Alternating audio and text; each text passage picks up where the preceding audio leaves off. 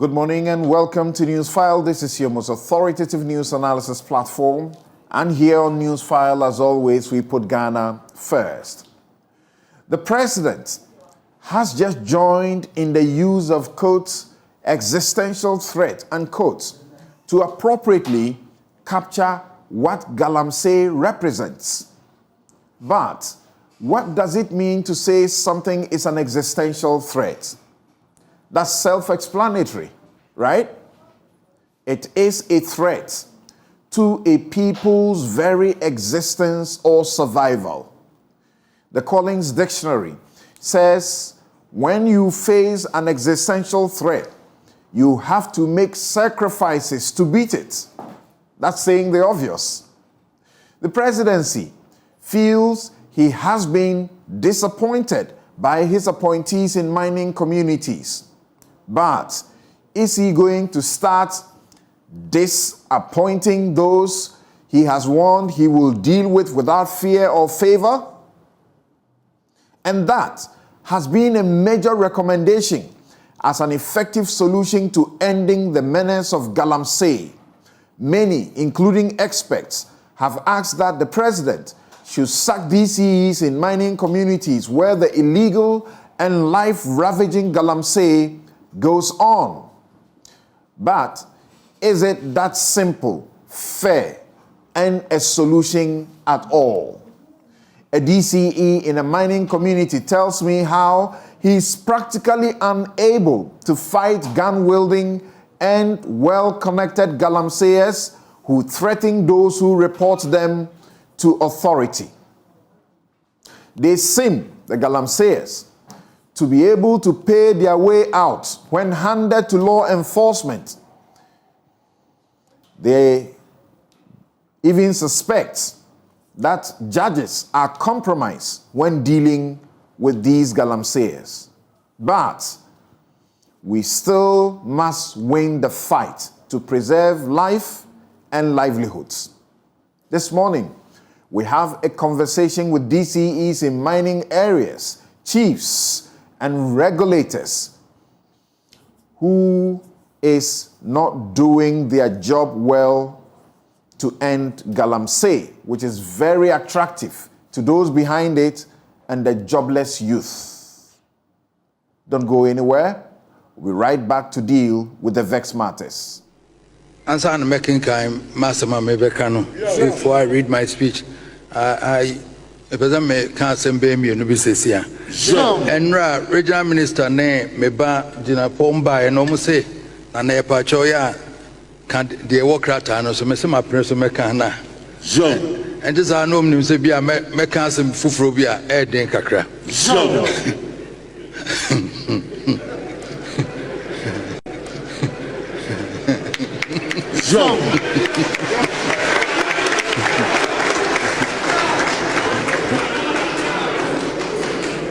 As I said, no crane me catch almost say, Galamsey, ye can, and them have me chimu, ye chimu send me a year, you are nature me and son.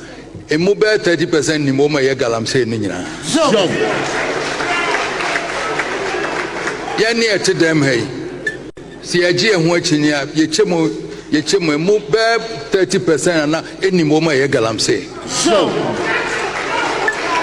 Now, ya nkano krenwa ye bedada e ho e be ye conference ya be ha say metie ya o ma be ye Galamsey ade ba ko se nanan mo ne twa asase ne maaye o kan o ye nim ha no mo kan na bia o tu bia o twa asase o de ye Galamsey bia wo so wa ye Galamsey bia wo so wa ubu an ho for se wa ye bone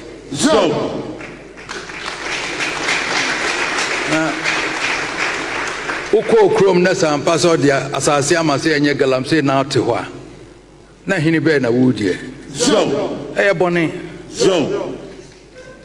enti mum ye hweye enra mu ka sama me ka sama be ka me kan sem bebra ko fast ma banti meja no ma when you come to Galamsey that is an albatross on our head. It's rather unfortunate that it's happened this way. Ghana was known as the Gold Coast, and therefore it was known. But during that time, it wasn't like the galamsey that we are talking about. Many ones people were doing hundreds and hundreds of years ago. It was there. But unfortunately, it's gotten to a point where people are now using equipment that and all that, and doesn't care about, they don't care about the environment or anything. But the question is, who is in control of that security around the area? From the district level to the highest level. We are all talking about galamsey. The government set up the military police to do it. Why have we not been able to stop it? So why? That's the point. Why haven't we been able to stop it? If you create a system where we say we will stop it, to the extent that the president says, I've put my presidency on the line, and yet it is going on, then to me, something is wrong somewhere. Sure. So we need to review why this is happening. Polluting our waters. And case in point, I came back and hear that a Chinese woman who was supposedly deported is back in this country also doing galamsey again. Who allowed her to come? Is it that our borders are porous? Or what? So what happened? So. And people know who are doing the galamsey. They know the people are working there in the communities with those people. Unfortunately, unemployment may be the problem. Fine, but that is not to say that we have to destroy environments. So. Unemployment could be a problem. Fine, so people in communities will say, I don't have any job to do, and therefore, but that's not the alternative. So it's something that is facing all of us that we need to find out what went wrong. But to me, why can't galamsey be stopped? Because I'm sure people are also involved, that they know and have some authority somewhere that I don't think that should be the case. So but if they go there and meet the galamsey people with gold and all those things, that what happens? Where's the gold? Where's the money? Who is taking it? So. Let's face realities here. So that the concession or whatever it is given by them, by the authorities in Accra. The chiefs don't give concessions to people. The chiefs are there and the people come, they say that we've gotten a document from Accra to say that we've been given a license to come and mine. Who consulted the chief for him to even be able to supervise where he's going? So. And the Constitution says the minerals under is being held in trust for the people by the president. So whoever gave that person the license to go and should be responsible to supervise the degradation of the land. Na so yen kase yen so ayem fom so bi. Na za ba bia wotie no wo ho ne nana wo ye galamsey. Se wunya sika ne bi firi mu dia. Adeti ukọ ho no de 21 report am obi. One na report man. Wasase a wote so no ayetu ensuo no ankrofo nom no. Eseye no wa ye ho de be. Wa waka ho de be. Ampasa aban na achọchọ krata de ani omo obi ka nti won so ti wono ansuo no aseye no ankrofo nsuo no wo so ayede me kura wababu mama na eda me mpo wababu mama na eda se nana me nsuo nkrofo kura etu sey no na me nkrofo nya nsuo no wa free bompata wababu mama na wa free to so wababu mama na eda wo kura wabeka ho asem Yes, also our honor. I'm the coronation Sunday as yes, a cronin to Unhuni. Omia Kaban Yanaka, yes, and yet, woman, so far soldier for call, Yakonam Ho, Nayan Ryan, Abaya Casa, and Crawford to one a mile, Sicanoa. Dear Quachino, yes, who to Galamsan and who Fina with John. One was Cabio Dito. Or Pajima and Ubia fans or may. The gold in a cohao. I don't know no yanchino. The auto great than no idea ne caterpillar. The original one now Colano John, who scout the coto a day. Who scout the coto grader. One at all grader no man. I don't want the engine. Near Kucha photo will be a John Natibia Frafra Noa, Libra, Waji 200 as a 300. Yes, he a chick alarm say. Which how could such an idea no? Your finance, you know, a year to go to no one. One way and then. I don't want the engine. And a bad some say, nature. Mama me pen na there be amunya nipa. Na kontompo semngwa. Na. Anti galam say we 20 enim crofo e che gold no e fa hen na ekro. Gold no so ni Ghana ha ekọ. Ti hwan na agi gold no boabo na o de kro. No na de sika ko finance. No no de o ya da na enche no. Wo chi no a galam say no beja na fidie ni nyina wo na etwa. Na be yensu ehu atoy na se akochi galamse mako amansi o na nkola bi na tie bi gu ehu yesi a che se galamse wo sa che nzo ehu gold bi awo no na gold no fa hene. You're here on Newsfile, and this is Joy. No to galamse. Now you just heard Otumfuo Osei-Tutu II, and he's been speaking for a while. First at a stakeholders conference that was organized by the government through the Ministry of Lands and Natural Resources at the KNUST. So you heard there, where he said that if they were to be frank about it, the people in the gathering, a certain percentage of them would be complicit in the galamsey. And he said the chiefs were involved. There was no doubt about it. Then he got visited recently by the U.S. ambassador, and he repeated that chiefs definitely are complicit. There may be a job issue and need to be addressed, unemployment. Then, this very latest outburst, you hear him speaking the language of the streets, what we have said on radio and TV too often. He says the chiefs are complicit if they do not receive monies from the kingpins. Why do they allow the devastation and destruction to go on in their backyards? He proceeds to suggest to them that it is clear, especially to government, that if you are arresting the hirelings, those jobless youth who are looking for money by day, they call it, they do, you are not solving any problem. You know the real people behind the galamsey, the ones who have money and can afford the expensive equipment for the mining.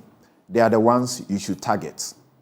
So that's what he has said in the very recent one. So I'll come to the studio right here shortly, but let me go to the northeast region, the Nankuruma community of the Mogduri districts.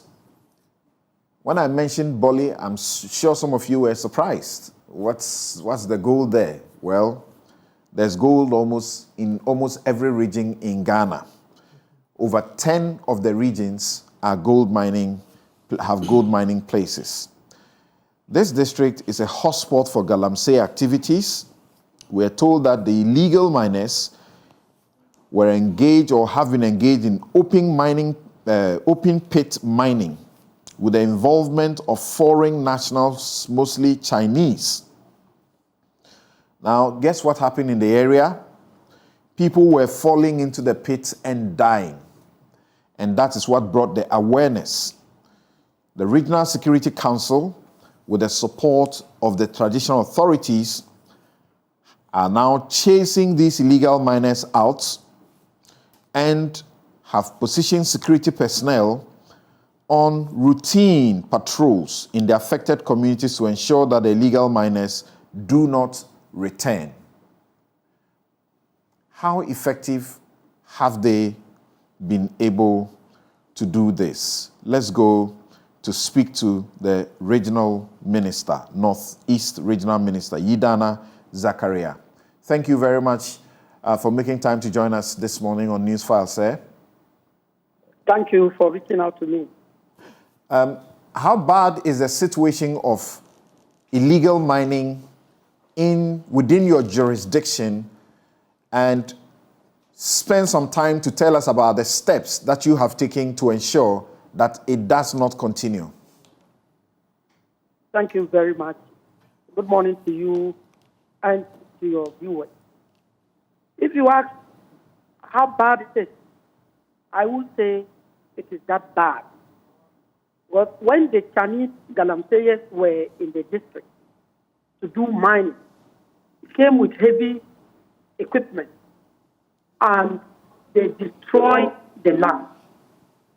The gaping holes that they left, I should tell you that if the Mampruma Assembly were to put their resources together for 10 years to reclaim the environment, they may not be able to successfully do that. That is how bad the situation is. They also came with some chemicals that they used to blast underground. When they were tested out, those chemicals are contained in large fertilizer bags lying in the bush. And the danger is that these can explode, especially when there is fire. As for the use of chemicals and the damage to the environment, it's something that I may not be able to quantify in terms of the cost involved and the health implications. So,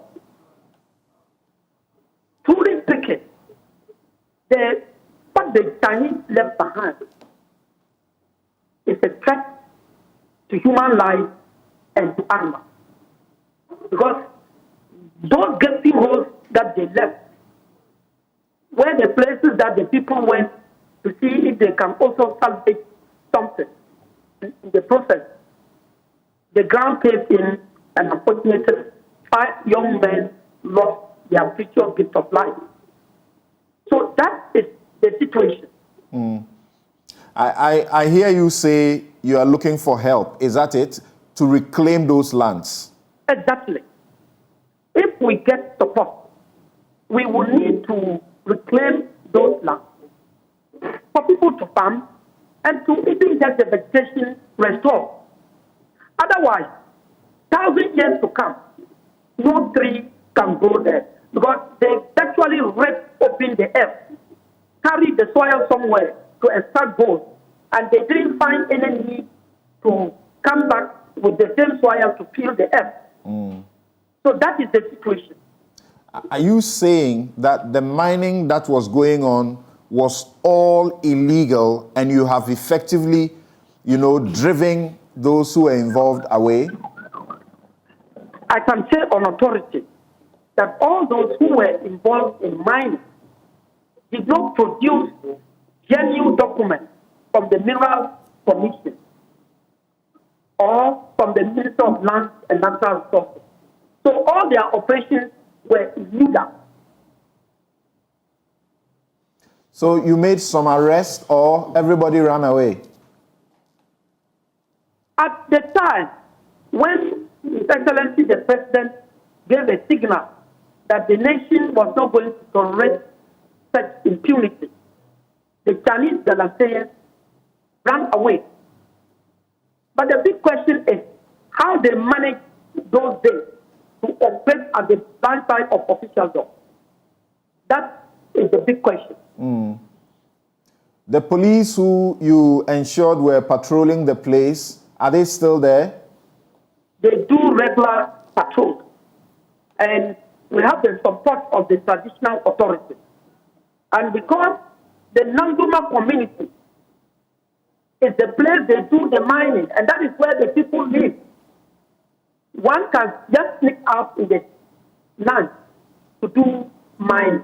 It is not like it's a distant place where people go to mine and come back home. So where they do the mining is the community itself. And I'm told that the gold in Nangoma is one of the highest grades in this country. And so people think that they can just go about doing this illegal mining and get away from it. So the traditional authorities are now worried. The rate at which they destroy the environment, what is the future of the youth? was the same land that they would have farmed. It's the land that they carry the stones away to extract gold and leave holes everywhere. That they say they cannot tolerate. And so, with the tacit support of the traditional authority and with the regular patrols by the national security offensive, I am very sure that we will be able to leave this in the past. Okay, we wish you well, and thank you very much for joining us. I hope that some of your colleagues are also listening and may take some lessons from your approach in stopping it, and you say, as far as you are concerned, it's completely stopped in the Nkrumah community. You are very certain about that? Okay, thank you very much. And that is the Northeast Regional Minister, Yidana Zakaria, and we were informed about how there was some illegal mining activity going on there. It's okay, we thank him very much for his time. Going on there and what they have done. There have been open pit mining that was going on and a lot of gaping holes left and people fell in and died. He just mentioned some 5 young men who died in the situation. And that actually was the clarion call that woke them, gave them a rude awakening to get, their act together. And collectively, he says they have stopped it and security continue to patrol the place routinely. Well, that seems to be good news. Let me come to the studio now. And I want to start with Nana Ansah-Quao. And Nana, first, listening to Otumfuo, we intentionally decided to play him, track him the way he has been speaking about the issue. I heard you speak on the Super Morning Show, and I wish we could just cut all of what you said and play it back this morning. What do you say about what Otumfuo, he's clearly now very angry? Well, thank you very much. Thank you to our viewers and listeners. So first of all, I would have to pardon and seek permission because when Otumfuo speaks, I dare not summarize or speak. But this is just for TV. That's fine. It's not as though I'm speaking because Otumfuo has spoken. That's right. Yeah, I'm breaking protocol for a good reason. And after listening to Otumfuo, I wonder why we didn't even close the show and then started playing music to the end. But then people are watching, so we have to continue. Right. But Samson, because of your platform, permit me to just go a little bit back and then I come back to Otumfuo. See, the fundamental issue with all the menace confronting us is the speed with which the population is growing. But somehow, as a country, it's a very taboo subject for us. If you look at our economy and the number of new babies we put in a year, there's absolutely no way you can give them health, road, sanitation, education before December, before we put in another 900,000 new babies, of which a great percentage is coming from the lower end of the spectrum, where the financial muscle is not too strong. Politicians are taking advantage. So, you may be free, everything is free, because they've seen that a lot of the people, when you say free, get excited. But just to give viewers an idea, you take a country like South Korea. They have a population of approximately 52 million. Every year, they have about 300,000 new births. They have an economy worth 1.8 trillion. You take a country like UK, they are twice our population, about 69 million approximately. They have 750 new births a year, so we are doing about 100,000 more than them. And they have an economy of 2.2 trillion. Now, here we are with 31 million.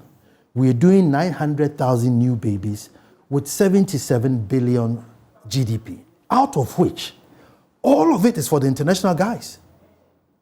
I mean, the Newmonts, the MTNs, that, in Akan, they say, you don't, I'm sure you'll be able to if you're facing, don't walk past some of these cornfields and start growing canines, thinking, the corn is growing. But that's what we're doing. We are walking past people's cornfields and we are growing teeth.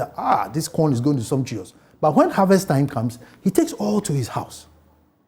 Until we come back to the table and say, listen, family planning and education to understand that gone are the days when one man had to cultivate 100 acres on his own. And so if you have 3 wives, all of them giving 6 children, you could farm correctly.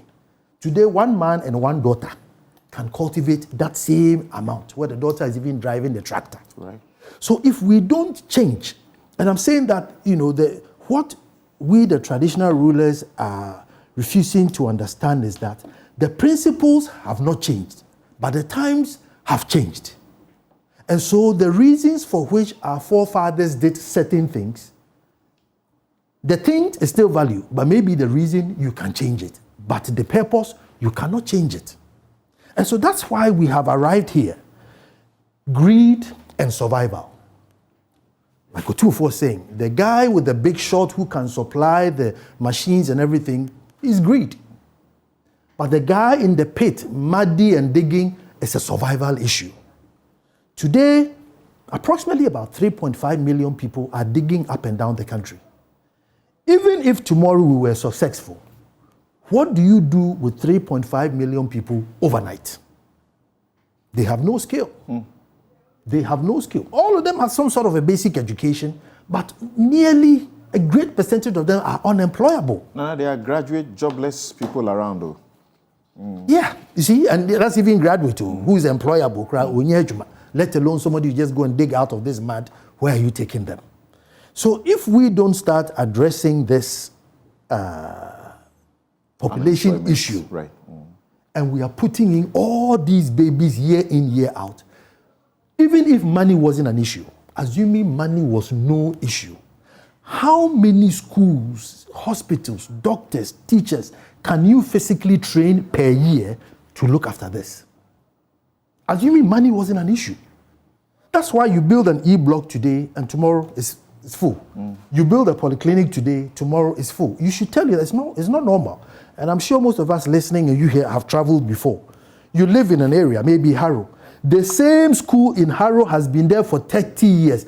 All they do is increase the technology, the security, enhance the school. They don't go and build Harrow 2, Harrow 3, Harrow G block, Harrow 4 block. No.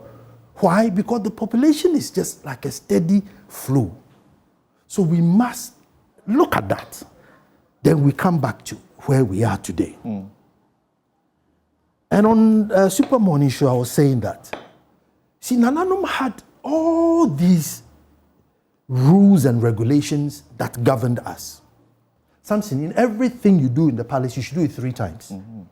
You knock 3 times, ago, ago, ago. Even if they're going to pour a drink into your glass, it's 1, 2, 3. Everything was done in 3s to constantly remind you, the Nana, that where you sit, those unborn, those living, and those who have departed, you owe a responsibility to them. Oh, Yabusumsem. What have you replaced it with? So that we remember that as we live on this land, somebody would come and also occupy it. How come is it that we came and inherited 1,001 water bodies in this country, mint condition? Waterfalls, lake, ponds, rivers, streams, 1,001. We inherited them pristinely. Meanwhile, the country was called Gold Coast, which means they were mining gold. And today, this is where we are. The more we educate ourselves, the more we say everything they did was heathenism. Every river was personified. Either it was a male or a female. And I told a story about the Lake Volta. There's a portion of it that is considered twin. It's a male and a female. And the male comes during the rainy season and he's supposed to be the gentle soul. In the dry season, the female comes, the river bursts its banks and is very violent, and so you don't mess with it. It was just a way to tell you that, listen, the undercurrent during the dry season is too much, and so be careful. Don't go into the river on Mondays or Tuesdays or Wednesdays or whatever set days that they did. So we threw all these things away. And we got ourselves degrees, PhDs, this, professors, English. And then look at us. And look at us. Whoever was able to coin the phrase Bejimibre, the foolish era. So psychologically, we all think that things of the old were the foolish things. Psychologically, things of the old were the foolish things. And so, as soon as it's anything of the old, you just rubbish it and throw it away. But anytime you talk of culture, you know, it's one of the another unpopular subject. But something, I bet you, it is absolutely impossible to move forward as a country outside of our God-given culture. It is nearly impossible. So you, the chiefs, are the custodians of all of this. Yeah. What are you doing? That is the question. I raised my hand and said, we have let the side down. Something, we have let the side down. There are some chiefs, when you say culture, they limit it to drumming and dancing. When the president is coming, they play kente for 5 minutes, just culture. Something, to digress a little bit, as an African child, for you not to be called a bastard, you must be named by a man. Whether you're married to your mother or not, you must be named. That name is borrowed from somebody who did something good, positive in life. So Samson, the way you are, by all means, somebody will say, Samson, I want to name you after my son. Why? The way you've hosted this show, the way you've conducted yourself. If you agree, and they lend that name to that boy or girl, the parents and the community, because when the community is told the reason why Kofi is now going to be called Anyenini, Kofi Anyenini, it's because he's being named after something who did that. Everybody in the community, anytime Kofi goes away, hey, lawyer, and you Subansa, lawyer, behave well. Everybody in community, hey, lawyer, behave well. That's not how Mr. Anyenini behaved. Otherwise, they wouldn't have given his name to you. Kofi then is aware that because I am living with the borrowed name, I must be upright. Even if I'll do something miscreant, it has to be backdoor. But openly, I cannot misbehave. So you see, culture is not just to beat some kente here or kente here or there. So our preservation in Edumasa, you don't fight near water bodies. You don't farm near water bodies. You don't put any. You don't what? You don't fight near water bodies. Yeah, you don't fight near water bodies. So even if somebody abuses you or do anything, you must leave the water body and probably find him in a neutral ground and fight. You are not allowed to put any foreign material in the water other than the calabash. No foreign material goes in the water. So if you sit back and think, it was heathenism, it's not. This is what our chiefs have been known to be doing to protect our water bodies. And we can do that now still. We should. We will not be having what we are seeing. At all. Something. No, you see, a chief worth your salt. A chief worth your salt.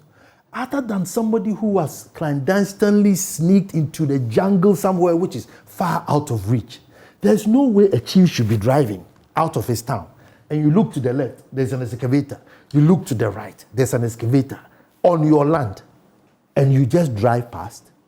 It should never, there's no excuse. Something, as far as chieftains... I'm coming to the DCEs. Yeah. But Nana, I've been speaking to some of them. Mm-hmm. And I just mentioned what some have been telling me. Mm-hmm. They feel helpless because the people behind the Galamsey are rich. Mm-hmm. They have ammunition. If you report them, sometimes they actually catch them. They mobilize young people to help them catch them. They apprehend them. They hand them to police. The next minute, they are back. And once they are back, you are the one they will terrorize. To the point that they feel that even at the courts, judges are compromised.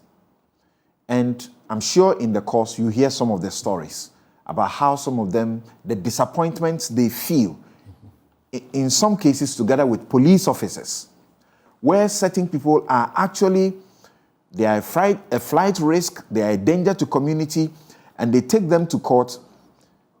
The next minute, they are granted bail. Something, how would... You, the chiefs, you don't have district security, powers. So how will you be able to do this, even when those who have command over some security are afraid? Admittedly, there may be. There's always a hand that may be bigger than you, the chief. But I'm saying, if somebody is digging the next side of your street, I mean, you're driving out of your town, and somebody has parked an excavator digging land there, I mean, how powerful is that person? Sometimes there's just little boys with wheelbarrows just driving to go and dig. How powerful are they than you, the chief? But they are working for someone. Well, then that person has to come. Then that person has to come. You see, again, it may be, I don't know how the chief has conducted itself, but if you are a chief and you have stamped your authority on the land to say, my friend, and I keep saying, in Medumasa, you don't chop my tree, even if it is on your bed. I've told you, if you want to chop it, as soon as it grows, cut it off. But as soon as it grows into a tree, don't chop it. My assemblyman is doing an extension. He comes to meet the tree. I say, you saw the tree there when the extension was coming. Leave my tree. My Jasehine, my Brantehine, I took that. You see, but you must be prepared to go against the grain. And as for enemies, if you are scared of getting enemies, you will lose the fight. If you're scared, look, I took some people to court. The DC called me, Nana, some tree cutting case have come to me and I'm pleading that you stop it. I said, no, the court will sort it out. So I go against the DC. My paramount chief calls me. I said, Nana, I beg you, I have to stop because you have said. But if I stop it, I have set a precedent. Everybody now knows that you are my last straw. So if they chop my tree, they will find a way to come back to you. So let me prosecute this guy. And I took it. And that's how I was able to stop it. And I got enemies. Well, in the midst of all of this, we have been hearing some rather refreshing and reassuring stories. We've heard about a Queen Mother. We've heard about a number of chiefs who are doing great work in their, call it small places, where the water is still in the state that Nana Sakwa describes. It says in mint condition. Mint condition. Yes. So let's come to the DCs and have some conversation and begin to appreciate what it is that their difficulties are. And I'll begin with Francis Kwesi Bonzo, who is the district chief executive of Elembele, a place where, there's also mining going on. Now, it's come to a point where even the experts have been telling the president that your only sure bet to end Galamsey is to sack DCEs who are in these jurisdictions where Galamsey is going on. What do you say to that? Just 1 second. How come Town A is suffering from Galamsey and then in the same district, just 2 towns, they don't have any Galamsey there? Even though there's gold there. There's gold there. Yes. So Town A is suffering, but Town B or Town C, let's say Town C, is not suffering from Galamsey. How is that possible? Okay. So Barack Obama was not exactly correct when he came to Africa and to Ghana and spoke about needing strong institutions, not strong men. Thank you. Let me say good morning to your listeners. And today happens to be the 9th birthday of my daughter. Oh, okay. So, Lady Isabel Titibia Bonzo, let me wish her a very happy birthday. And as a father, I have very high expectations of her. I hope she'll grow to become a lawyer like Great. like yourself. Let's but pray. The issue of Galamsey, it's a very complex socioeconomic, now politicized phenomenon, which if we don't, as a country, come together and then find a concerted effort, it will swallow all of us. It's quite simplistic for people to say, oh, Mr. President, sack your MMDCs because Galamsey is going on in their district. Why do I say so? I have been a victim of that call. Since I became a DC in 2017 and I started this Galamsey fight, I've done 18 anti-galamsey operations in my district. Led to several arrests of the financiers, of the boys, of chiefs, of several actors. But there's one thing I've come to know. The actors in this galamsey business, they are so powerful and so well connected because it's a lot of money. The local economy, if you come to my district, probably next to the big mining company there, galamseyers are the one who have, they are very liquid. So if you arrest one galamseyer and it's in police custody, and they know that you are the DC that led the arrest, and in most of my operations, I actually lead it, lead the team of DISEC, and we go and then arrest them. You are not alone. I know a few people who do that. Yes. The number of calls that you receive transcends political lines. MPP people will call you, NDC people will call you, influential people in society, chiefs will call you, clergy, imams, everybody calls you, speaking on behalf of the arrested galamseyer. So you ask yourself, we all know the effect of the negative effect of galamsey on our environment. So how come that when you arrest a galamseyer, everybody wants to intervene on his or her behalf? That is where the problem, I think, comes from. Because it appears there's a lot of compromise, like we said earlier on, in the system, such that whilst we know that galamsey is destroying our environment, is destroying our water bodies, we prefer to turn a blind eye and allow it to go on because of some economic benefit that gets to us. So it becomes very difficult for you as a DCE.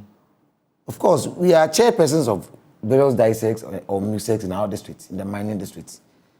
By which case, we have the police, we have immigration, we have the BNI, we have all the security agencies and us working together. You go and do a galamsey operation, you arrest galamseyers. It could be the financier, the boys, or anybody. The next thing you do is that you hand over to the police, who then process them for court.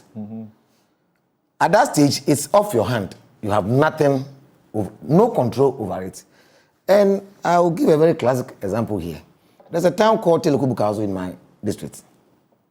Somewhere early 2021, it came to our attention that right in the center of town, galamsey activity was going on. So I convened a DISEC meeting on Sunday. Nana, why are we surprised when you say in the center of town? Because we have seen galamsey in the compounds of homes, actually in bedrooms. Yes, go on. So I called a DISEC meeting because it's quite serious. So on a Sunday, trying to strategize how we'll go and then do an operation on a Monday. On that Sunday at the DISEC meeting, my divisional commander says, on that Monday that I'm planning the operation, there's a certain funeral in a certain town where the police have been asked to attend, so they will not have enough men for the operation. So we should postpone it. Then I come home, I call my regional minister, that, Honorable Minister, this is a problem that we are facing. The galamsey is going on right in the center of town, and it's so bad that we need to move. So he advises, and this is Honorable Kobna Ochidaku Mensah, who has also recently been accused of being behind galamsey, because it's an easy target for politicians to be targeted. He advises that, look, call another DISEC meeting on Monday morning, and this time don't mention that you are going for an operation. Right from the DISEC meeting, move your entire DISEC to the operation site and then go and do the operation. So I call another DISEC meeting Monday morning. I have all my divisional commander, district commander, crime officer, all in attendance. Then I send the BNI officer to go to the site to go and wreck it, to find out what the operation they are doing their galamsey. He sent me a message while the meeting is going on that they are there, 2 excavators. So immediately I direct that let's go to the site. And that site is just a few kilometers away from the office. So we move from my office to the galamsey site. And the video is there, maybe your producers may want to show it. Then we'll find 2 excavators busily working in a bridge that is being constructed to connect the old site to a new site. Immediately I see, I realize that this is a galamsey operation. So I shout at the commander, "Commander, arrest him, arrest him." Then we arrest the financier, not the main person. Better. Yes. So we arrest him, hand him over to the police. That night, I had to switch off my phone. The number of calls that were coming, everybody speaking on behalf of the galamsey. I said, no, I won't do it. So we detain him in the police stairs in Crawford and then process him for court the next day, 24th of Remember, March. it's police. You don't have any control there. So don't say we, they. Because I was a complainant. So I took a state. That's all you do. You are Yes, done. Your job exactly. is done. You can't dictate So what on goes the 24th of March, they go to court. And then the chief of the town appears in court to testify on behalf of the Galamsey that they are not doing Galamsey. And that and this is the record of proceedings I have here. The chief says he gave them the order to do the certain and that they are not doing Galamsey. So because I wasn't present in court, the judge, who didn't know the fact, then instruct that they should go back and continue the deserting under the supervision of the District Assembly. Because the project was for the development of the town. I get wind of it.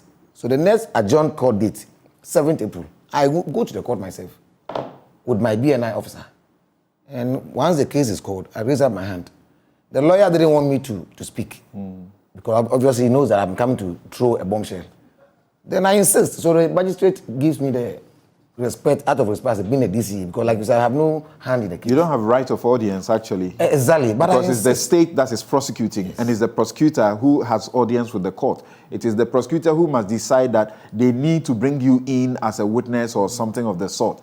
But because you were the complainant, Yes. you could be allowed. Exactly. So the magistrate allowed me. Then I made a case that they were not doing the certain, that I led the arrest, that they were actually doing Galamsey. They had a washing plant right there, and there's a video to that effect, which I can provide to the court. So then the magistrate now understands the case and said, okay, in that case, then the previous order that they should go continue with the deserting Has been vacated. Yes, and that the matter should be referred to ADR because it became an issue between me and the chief exchanging words in court, in open court. So you have a DCE in court. This is a big criminal issue. Why should he go to ADR? That's another matter. So the matter goes to ADR. So these are some of the challenges that we face in this whole Galamsey fight. In the most recent one that also became a public issue with regards to the missing excavators. Right. I was in Accra on the 30th of August when I got wind that some Galamseyers have entered a school land, my former school in Crawford Secondary School, and then they were devastating the land without. So I immediately, and the police normally, they want you to have official complaint before they will act. So because I was away, I instruct a member of the District Mining Committee, which is a constitutional body mandated to stop illegal mining. And then other members of DISEC, the immigration officer, the BN officer, on that same day, 30th August, they go to the site, they stop the Galamseyers. Of course, they don't have powers of arrest, they don't have the coercive powers of the state, so they couldn't do any arrest. But they stopped the Galamseyers because when they asked them to provide their concession, they do have no concession, they have no paper, they have no agreement to do small-scale mining, so which means it's illegal activity, so they could stop them. They stopped them, they asked them to park the excavators in the nearby community, the same Telekub Council, because that's where there's a Galamsey hotspot. The next day, 9 o'clock, they go and find that the excavators are there, packed nicely. I asked them to take pictures. You know, excavators, you can't drive them, you can only move them on the low bed. Once again, I called the regional minister, who says, because by our line of reporting, you need to report to the RECSEC, who says, okay, this thing is becoming too much. Bring the machine to secondary so that Attorney General's office will take over. Because normally at the district level, it becomes very difficult dealing with them. So we're looking for low bed to transport the excavators to secondary for the Attorney General Department to take over and deal with the matter. In the process, we realized that it's difficult getting a low bed, so we informed the police. The BNI officer and the member of the planning, the district mining committee, goes to the police station to request for men to protect the excavators until a low bed is found so that then it can be transported to secondary. They released 2 men, 2 constables, who are driven in the car of the BNI officer. They go and hand over the excavator. Like, look, this is where the excavator is parked. It's right by the roadside. It's so conspicuous. At 6 p.m., the police leave. The next morning, the excavator is gone. You can't find it. So myself, I go to the divisional commander's office. I say, Commander, the very reason why we came to you to look for security over the excavators is what has happened. We anticipated that it's possible that the owners might come for it. Knowing Galamseyers as they are, let us find the excavators, because the excavators cannot just get missing. Commander says, I'm blaming the police. I said, no, I'm not here to blame the police. It's our duty. All of us. There's a collective responsibility. We cannot go and arrest excavators from a mining site in the bush, bring it to town, and the next moment, it's gone. That becomes a tussle between myself and the police. Okay. Eventually, I'm arrested twice.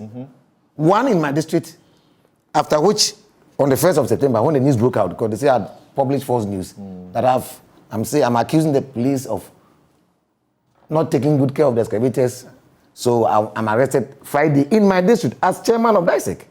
The police take my statement, and the next day they issue a statement that instead of finding the excavators, I am the one under investigation.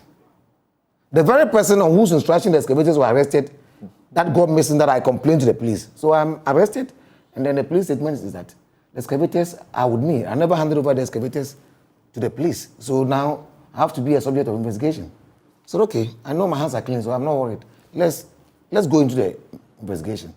Then 1 week later, obviously I've set people in the constituency to look for the excavator because we had the details. When we arrested it, we took pictures, videos, which I handed over to the police.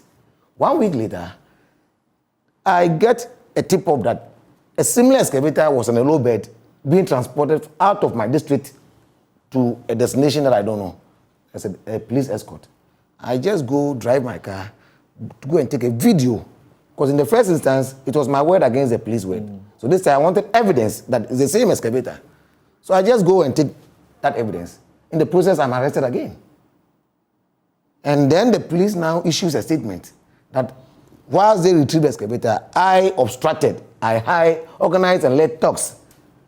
And the talks they're talking about are my driver, the member of the mining committee who arrested the excavator in the first place, who is also a subject of investigation. Fortunately, the excavator has been found. The second one has been found. It's almost 2 months. The owner of the excavators cannot be arrested. So we're happy to arrest the DCE who is fighting Galamsey, but the owners of the excavators cannot be arrested. That reminds me, what has happened to that case? It's in the hands of the police. So we are now all waiting for... Did they ever, after the bail, have they done anything to it in the courtroom? No. Nothing has happened? Nothing. Initially, they were going to charge me for obstruction, but I think when they saw the evidence that I had, the video and everything, there was nothing in the video that showed that I was obstructing the police. I'm interested in something. You said that they demand a formal complaint before they will act. Yes. In most of what do you mean by formal complaint? Formal complaint that you go to the police station and then lodge a complaint. You must write something. Yes. Before they will act. Yes. So even in the recent one. And I'm asking this because I'm surprised. As a lawyer, I've been called many times by people who need a lawyer to be with them because somebody simply called police on phone or went to a police station and made a statement without writing anything. The next minute, police were in front of either their shops or their home to arrest them. And you are talking about Galamsey, which you are working in concert with the security, and you are the DCE. Yes. And yet when you pick a phone and say, come here because there are people that are doing something, there's crime, they want you to come and write formally. Yes, that's what has always happened. Very strange. Yes. And even in the most recent case, which led to the missing excavators, the police never acted on the day because they were waiting for an official complaint. The BNI officer gave them the headmaster's number, the headmaster who raised the alarm. So they called him and they didn't get him and they were waiting for him. So I called the headmaster that go and make an official complaint to the police. Meanwhile, when they went to the site, when the immigration, the BNI, and then the member of the mining committee went there, the level of devastation within 48 hours was so much that we couldn't have just allowed them to continue whilst waiting for... You say you have done in excess of 18 anti-Galamsey operations. In my district. Operations. How much does it cost to do one? Normally, you have DISEC. So we bring in the first operation. We had to bring in the BNI, EPA. That was on the 10th of August 2019. That was the very first operation. That day, the EPA officer got his hand, the forefinger almost chopped off, because one of the cutlasses that was being used just hit him. But by that time, cutlass is being used by who? By the Galamsey, it was on the ground. And then in the process, he fell and then it cut his hand. Now, when we arrest and we find excavators, you need to bring low bed. To get a low bed to take it, it costs a lot of money. One low bed costs about 8,000 to 10,000 now to transport an excavator. There are instances that have brought Operation Vanguard team from Takwa to come and do operations in my district at a cost to the district. There are instances that have brought people from Sekondi. There are instances that have even invited the regional minister and the regional security liaison officer to join me. In that case, too, we also arrested the financier who was arraigned before court in Sekondi, Circuit Court, Takwadi. Speaking to some of your colleagues, yes, I get the impression that unless you are fortunate as a DCE to have Operation Vanguard, team at your place, it means if you have to call for police and say military support, then it will be at your cost as the assembly. Exactly. And yet, you don't have the money.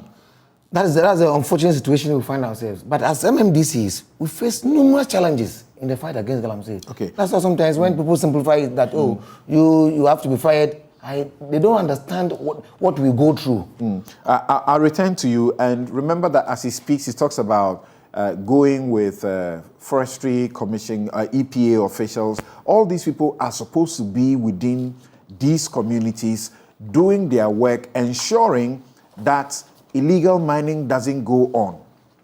Why is it that, in spite of their presence, it still goes on? So the regulators also must answer some questions. Let's speak to Ignatius Asar Mensah. He's District Chief Executive for Mpoho District. Mpoho is also another place. Thank you very much for joining us, sir. You are welcome. Great. Give us an idea, how is mining like in your area? How widespread is it? Good morning, and thank you for bringing me onto your program. I would say greetings to your viewers or your listeners too as well. Sorry, I have some cold, so I'll try as much as possible to make myself laudable. Thank you. Poho, like any other mining district, has its own also problem in relation with Galamsey minerals. As when you come to Poho, let me try to explain the activities as it pertains in my area, which may also be same in other areas. We have other type who specifically works on the river and the streams. As for them, some of them call them shooting. Some of them, they also, in our local language, call them tutututu because they are the sound of their machines. They basically work on the river. Then we have the other type that mimic the old type where people dig. They use their shovel and dig. The women carry, and then they go to grind, and then they try to wash. That one without any mechanized machines. Then we have the most devastating one, which involves the excavators. And mostly that is what Nana and the Otumfuo in particular have said. They are the financiers. You go to meet the people on the ground. As for them, they are just survivors. The financiers are not always on the side. These are the three categories that are going on so far as Mpoho is concerned. My concentration most often has been those on the river and those using the excavator. And on the river, in fact, the dangers involved in getting to where the galamseyers themselves are operating at times, it scares you if you want to involve yourself in getting them arrested.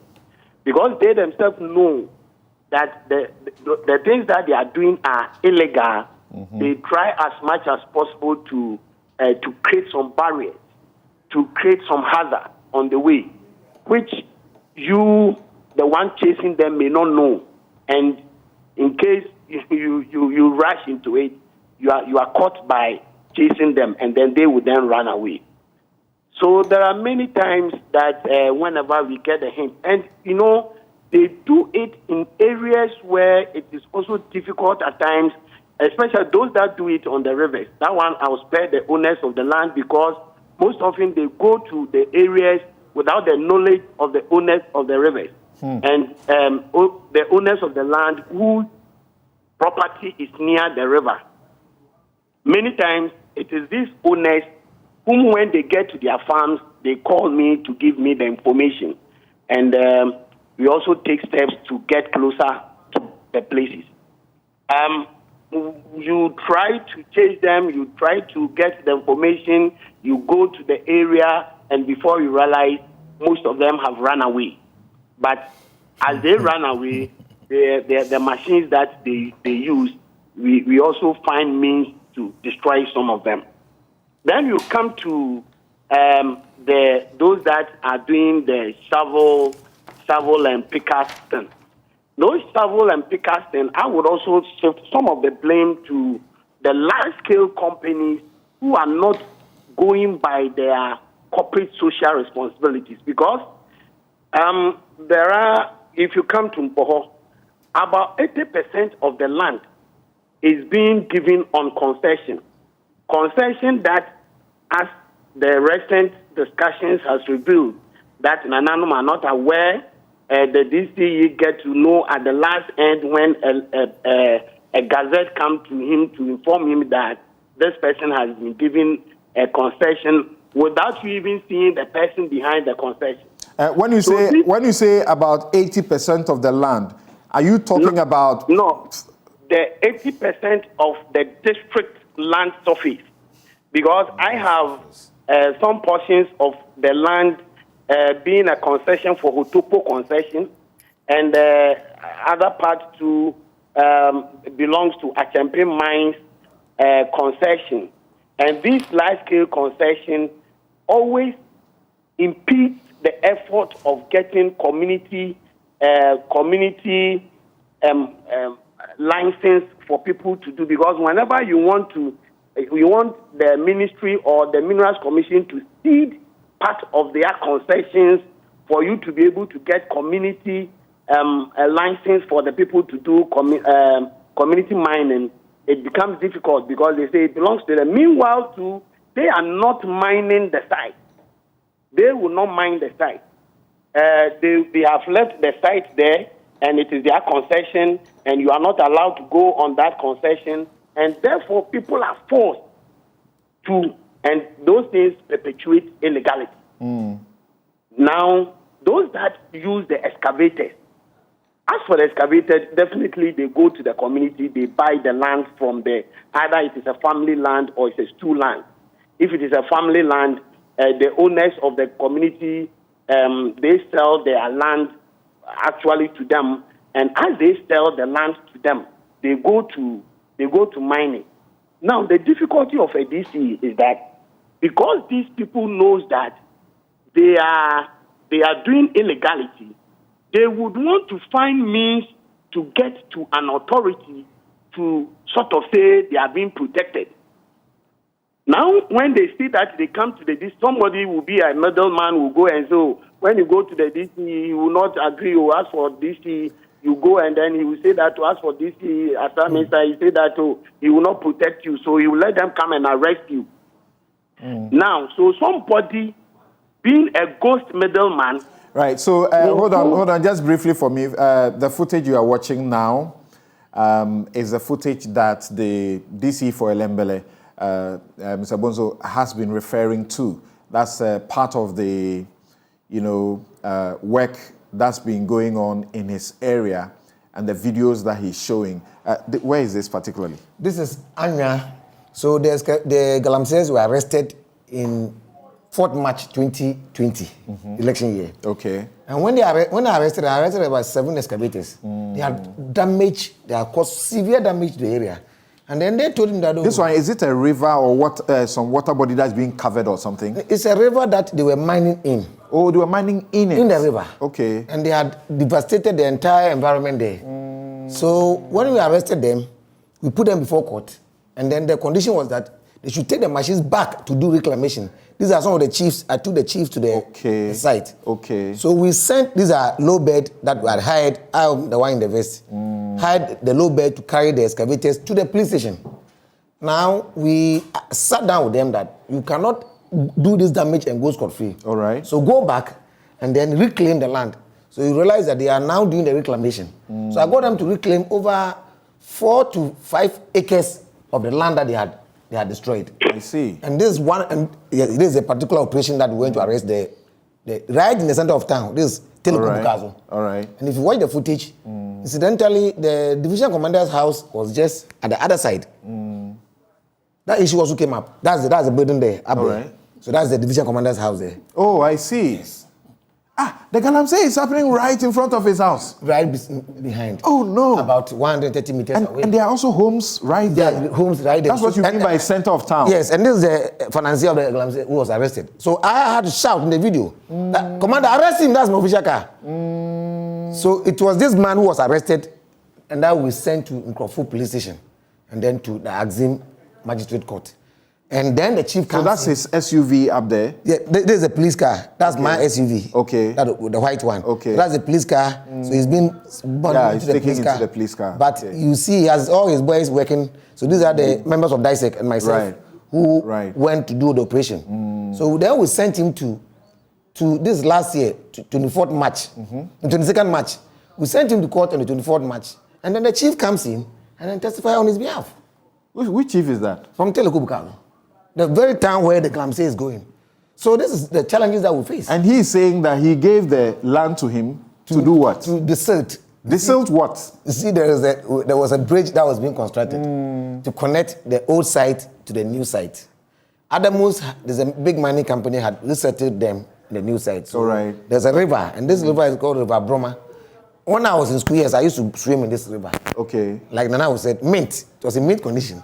Now it's gone. What has desilting got to do with digging up other places? That is why I write to the court the next day to tell the court that that's a washing machine. Yeah. You can't tell me that when there's a washing machine here, you're using it to desilt. So these are the challenges. The chief saw all of this before he went to court. Sure. He's aware. Well, that is between. But that is the challenges that we face in this fight. The prosecution is going on. The matter went out of court. That's why you spoke about alternative resolution. Yeah, because the chief was involved. Oh, mine. Oh, no. So if you are not careful, you are also accused of having a bad relationship with your chiefs. Because, it's a chieftaincy, it's an institution. You can't just go after them. So in my experience is that the chief...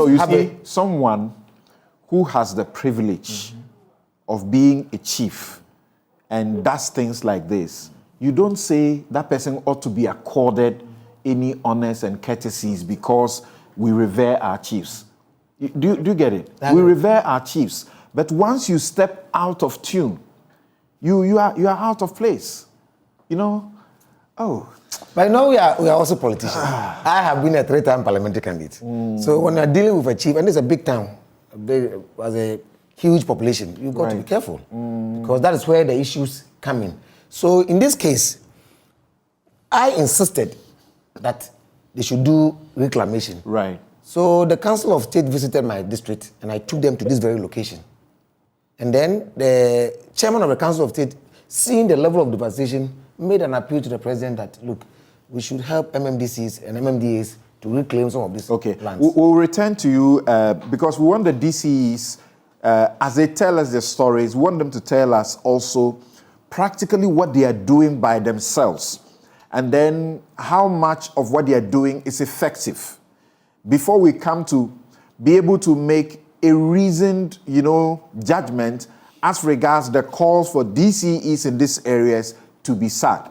Of course, we know that it's not all the DCEs that are at the forefront championing the anti-Galamsey fight. There definitely are some of them who are complicit. And I want to share this briefly, not to say that I am passing judgment on this DCE. You remember the DCE for Bosome Frehu district. We are informed that His Excellency the President has directed the suspension of Mr. Yao Danso, District Chief Executive for the Bosome Frehon District Assembly with immediate effect, pending investigations into his alleged engagement in illegal mining, that's Galamsey activities. And this is supposed to be a letter under the hand of Daniel Boche, MP. And he says, in view of the above, you are requested to provide oversight responsibility for the management and administrative issues concerning the district until further notice. I'll count on your cooperation in this regard.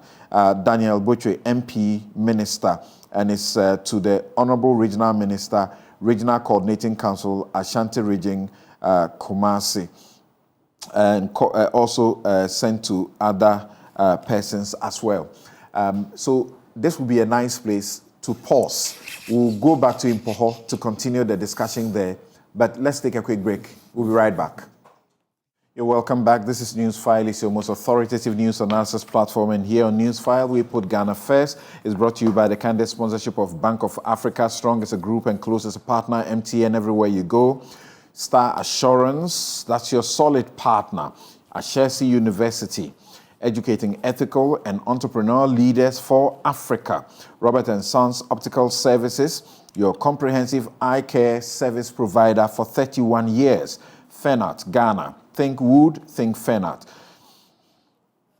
Duraplast, how you get your water matters. Remember, where Duraplast goes, water flows. St. Thomas Eye Hospital, providing excellence in eye care. Hoptel, everything you. Miway Insurance, dial *165# on MTN to join. And my guests in the studio and also joining us by phone and Zoom are Nana Ansakwa the fourth. He's the chief of Kwemu Edumasa and host. He calls the place a Little Republic. And now, if you don't understand, you understand why. There are all new sets of rules there. You don't cut trees, and anyhow, you don't pollute and destroy the water bodies there. He's also the host of That's My Opinion here on Joy. We had earlier spoken to the regional minister Northeast, and here in the studio also we have Francis Kwesi Bonzo, District Chief Executive, Elembele. And it is important to note one thing that he has spoken about, the bizarre circumstances that he found himself in and the reclamation efforts that he's tried to do in respect of that case. And the case that has been referred to ADR. What were the charges in that case against the people involved? The charges was they charged them on based on Section 99(2)(a) of Act 900/2015, illegal mining. Right. Now, that particular charge is not amenable to ADR. Unless there's a new law, I'm not aware of it. Of course, the Plea Bargaining Act is a new thing. But our criminal procedure, our criminal process, we have what we call the Courts Act. The permission for ADR is for, in a criminal case, is for matters that are not aggravated in degree. In fact, they are misdemeanors, not felonies. All right? So how was that matter referred to ADR in the first place? We should be interested in finding out about that. Ignatius Asar Mensah is District Chief Executive in Poho District. We were with him on the line. I go to him again shortly, and then we will go to Veronica Heming, District Chief Executive, Bole District. We also want you to remember that Dr. Henry Kwabena Kukufu is joining us, and Dr. Tony Obing, founder and president, Africa Institute of Extractive Industries, also joins us. Now,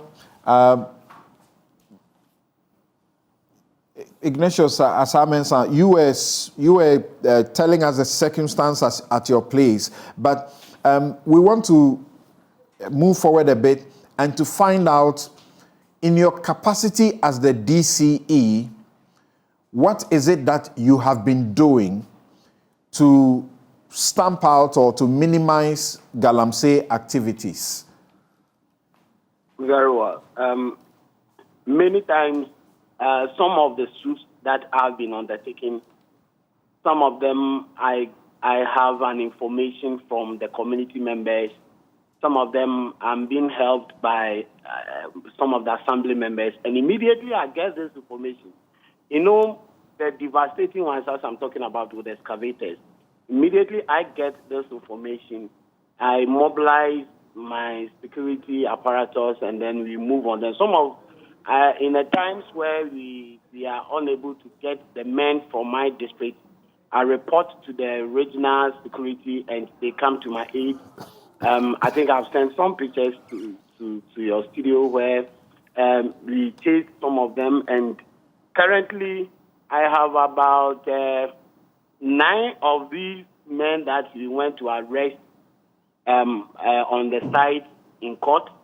3 of them, which we went to the court, the site to arrest them. We attended court, and then the next date is 27th of October. Some of them have been in jail for almost, or in prison cell for almost a year now, due to the rate at which the case is going, because it is with the AG now. You could see from your screen as I'm looking at it, and the one there, we are trying to surmount some of these hazards to go to where they are doing the work, because as I earlier said, they try to create hazards on the road so that it will be difficult for you to get there. Currently, we try to also ban some of the excavators, because where they are, it will even be difficult for you to bring it closer to the roadside. So with the directives, normally we stick some of these directives. Oh, you don't have 10,000 to hire a low bed to move them out. Very well. The cost to also get the excavators to the low beds to get to our area. But what you do, sir, must be lawful. You have a law that regulates this. It says if you find excavators there, you should move the excavators and put them in the custody of the nearest police station. When the trial of the case is over, the court will make a confiscation order. Then they'll be taken away from these people if they are found guilty, and then they'll be distributed to some of you, the districts or government institutions that have need for excavators. And then there'll be a publication in the National Gazette so that we will all see that these are the excavators that were seized, and when the court made the order, they have been given to these places for them to be used. So you may want to rather try and spend money to take custody of them rather than ban them. Yeah, that is the ideal. But you also go there and see the kind of devastation that they have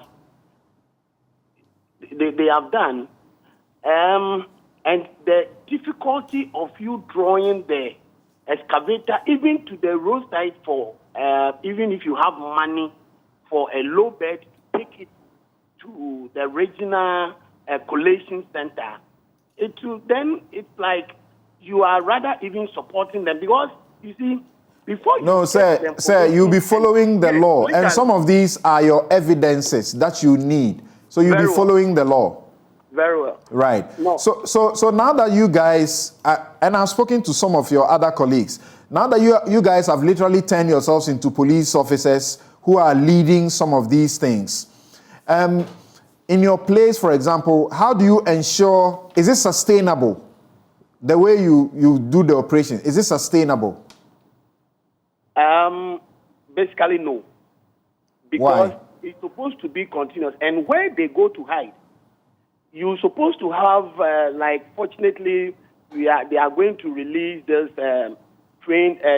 water bank trainers to come. And these people are coming to support us, because they will be there 24/7.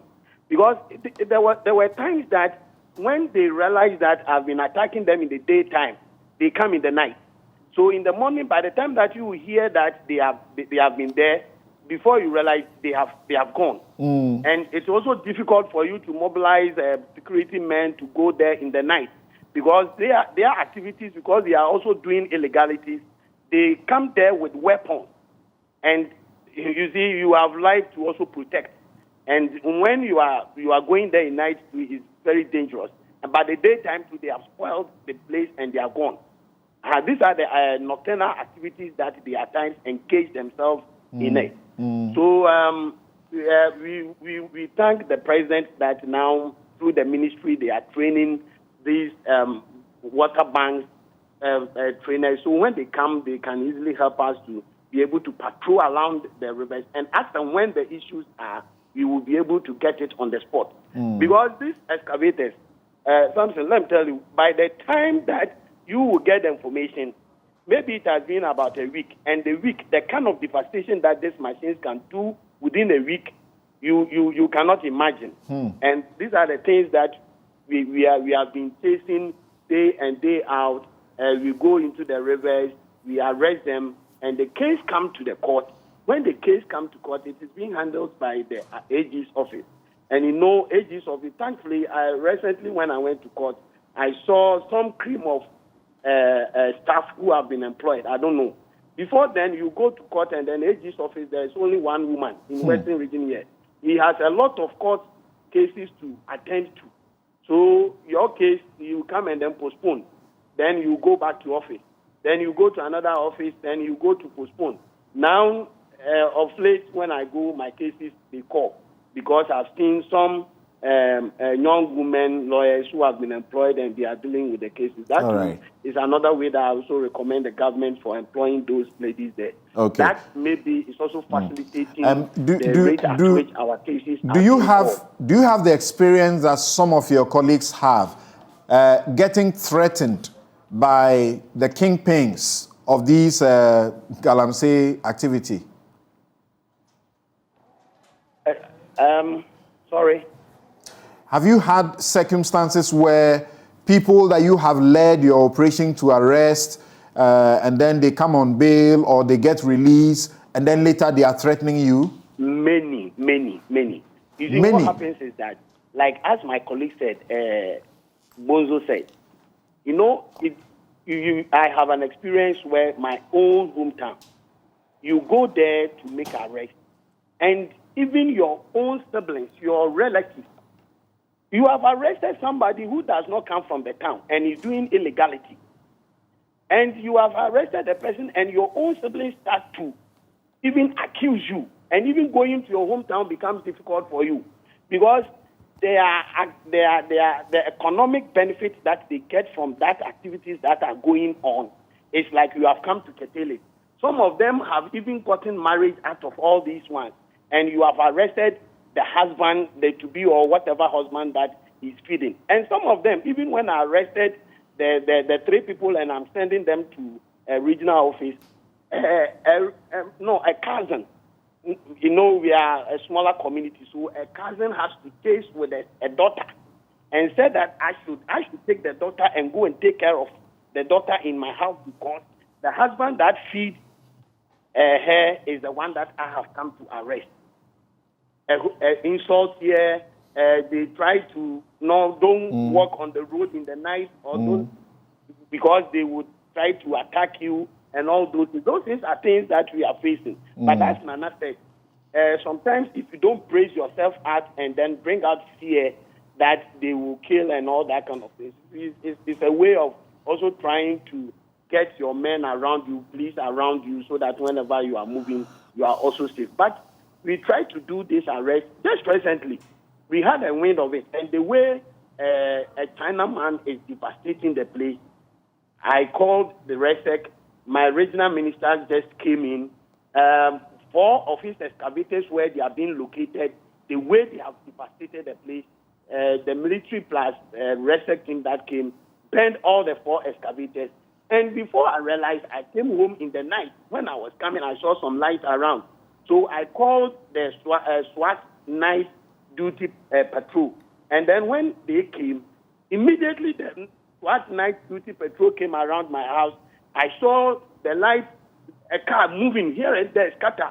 So if I did not been the experience that the SWAT come around to come and support me, maybe I wouldn't know what would have happened if I was entering my house because of that. All right. 4 excavators that have been bent.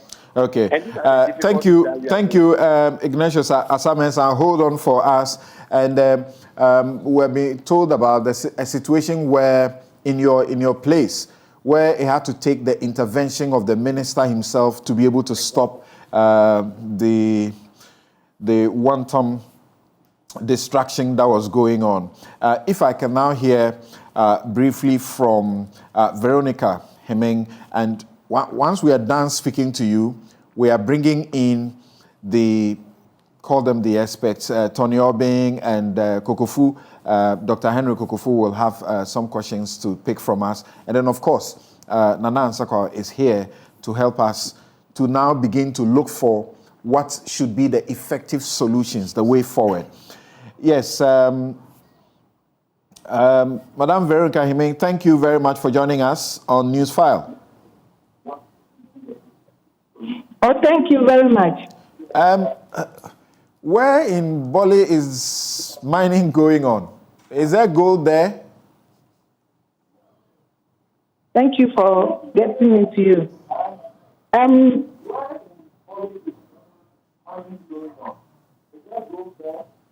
lot of gold. It's a whole district.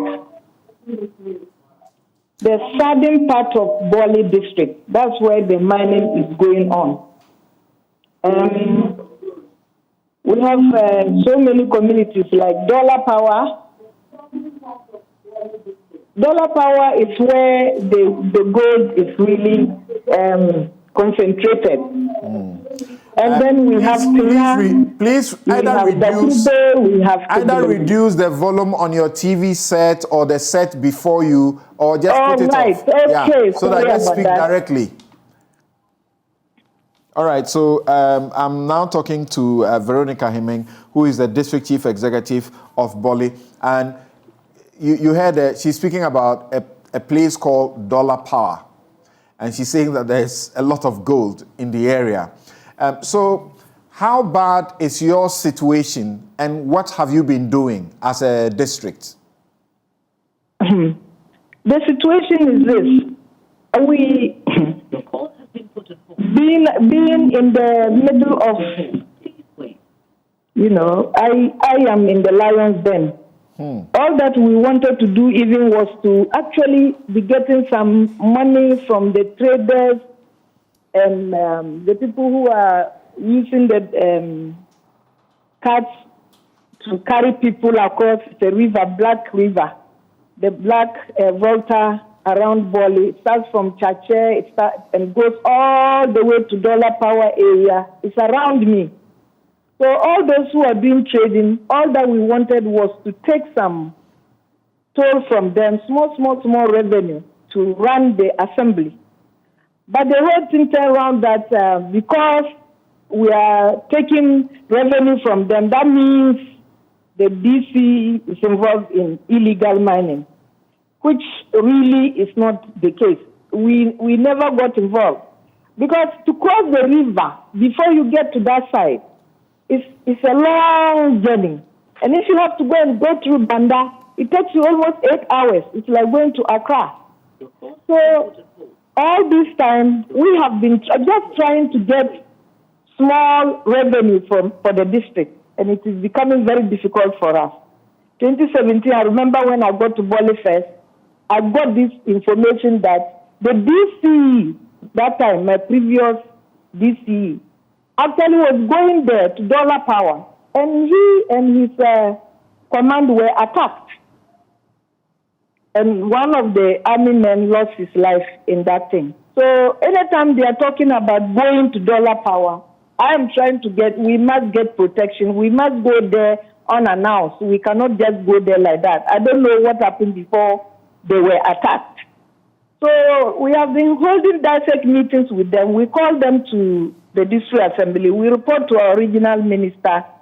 The real problem in Boli is this. We are borders to Ivory Coast. 22 miles from here is Ivory Coast.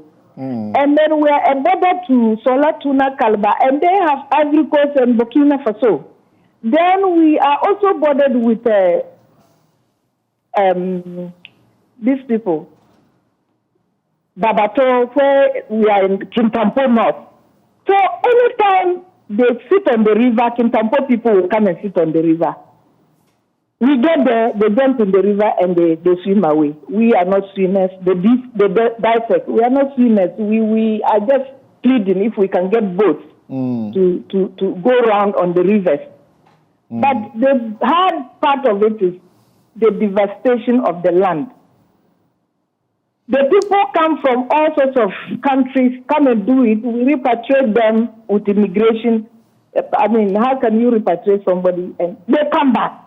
Whatever we do, they come back. When they come and they cannot get the gold, they turn into armed robbers and they are standing on our roadside, killing people and taking their money. This is where our problem is.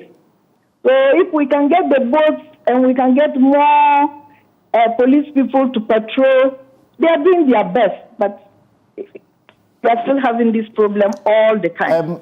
The state procured some drones for use to help in this Galamsey fight. Do you have some to help you in your patrol work since you have difficulty, crossing the river and the rest of them? Yeah, we have two. We have 2 drones, and we have trained 2 people to do that. Okay. But the 2 is not enough. The whole district is a very vast district. 2 is not enough. If we take them to Bamboy area or to Banang Konta or Tinga or to Dollar Power, which is across the river, it's just not enough. By the time we will see that something is happening and we get there, they are gone. So this is our problem. Interesting. So far, what's the success story? What success have you made in the fight in your area? Well, we have chalked a few successes, like when we catch them and they arraign them before court, we are allowed to go and let them be repatriated. But when they go, they come back. Several times we send them away and they've come back. And it is a lot of money to get the immigration to take them to the border where they come from and let them go. And that's all we can do. But we actually send them, but they come back. I see. So apart from needing additional drones to help and train people to, operate them, what sort of help do you need? We need the boats on the river. If we can get the boat, and then the jackets that we can float on. We are not divers. And these people, when they are sitting on the river, before you get there, they'll jump in the river and they will swim away. And that's where our problem is. But if we have the speed boat, the boats can then we'll be able to catch them. You have colleagues elsewhere, somewhere in the Amansia area. They look for locals who are divers, who can swim, and they motivate the young men, and then they are the ones who are helping them, to arrest some of these galamseyers who are doing it in the river. Can't you do some initiative on your own before the central government comes to your aid? Yes, we can do that, Samson. But here's the case. Where the locals are in cahoots with these people, they are all looking for money. Galamsey has become the thing they are doing. They won't even tell us. When you go there, you want to know when and what time they get there. Nobody wants to talk. We have a 10-hectare land that these Babato farms, they are farming. These are people from abroad. They've come to help us in our community to farm 10 hectares. And they are farming. Even banana is being farmed in my district. But the locals will help these people to go and sit on the river. And the people are threatening me that if that's what will happen, they will move away. They are there, but they can't catch them. The locals themselves are the people doing that. So who is going to tell me that these are our people? This is our problem. All right. Thank you for speaking to us. Veronica Hemming is the District Chief Executive, Boli District. So we're deliberate about it, intentional. If you thought that far away in the north, there was nothing going on, you have heard from the Northeast Regional Minister talk about the open pit mining that's going on and how people have died as a result of that and how they are working on that as well. All right. Let me now go to Henry Kokofu, Dr. Henry Kokofu. Kwabena Kokofu is in charge of the EPA, and he himself is an environmental scientist. Thank you for joining us, Doc. Thank you. You have a bad connection.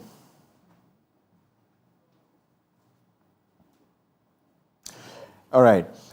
Whilst we try to resolve his, we want him to tell us how come that his officers are all over the place, particularly these areas, and they are supposed to ensure that the right things are being done, and yet this is happening.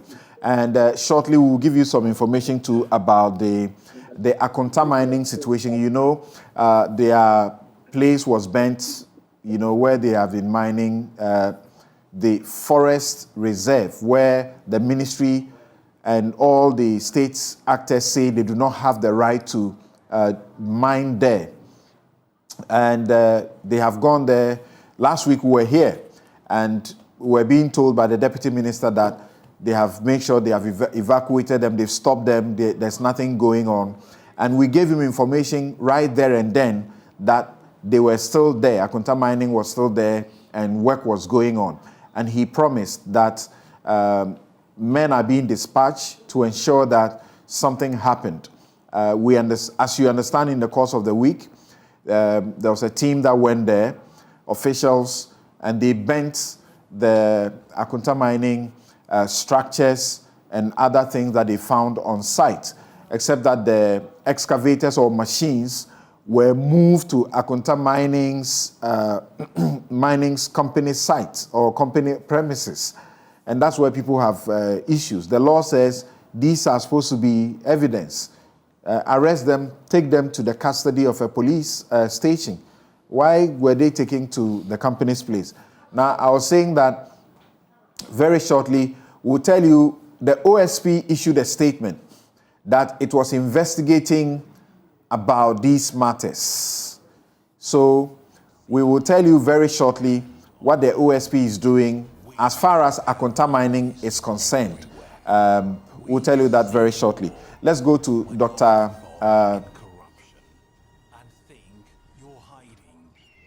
We will get you.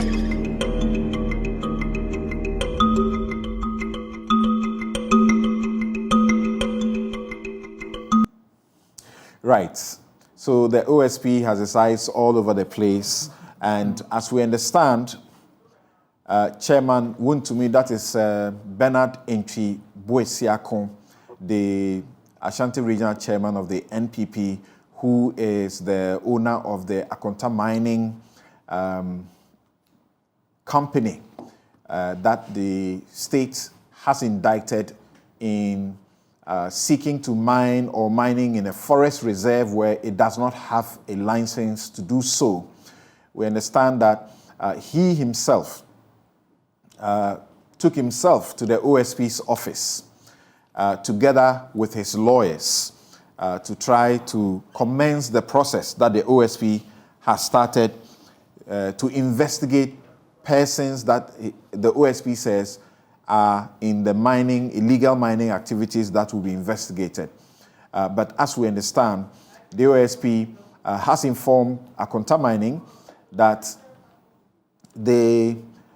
that's what our sources are telling us, that they, the OSP, at their own time, will bring the Chairman Wuntumi and his people to answer questions. So they should not be in a hurry by carrying themselves to their offices by themselves as quickly as they have sought to do.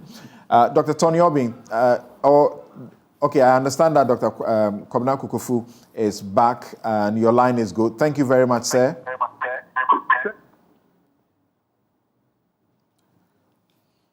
Good morning. Thank you for joining us again. Can you please reduce the volume of the set that is by you?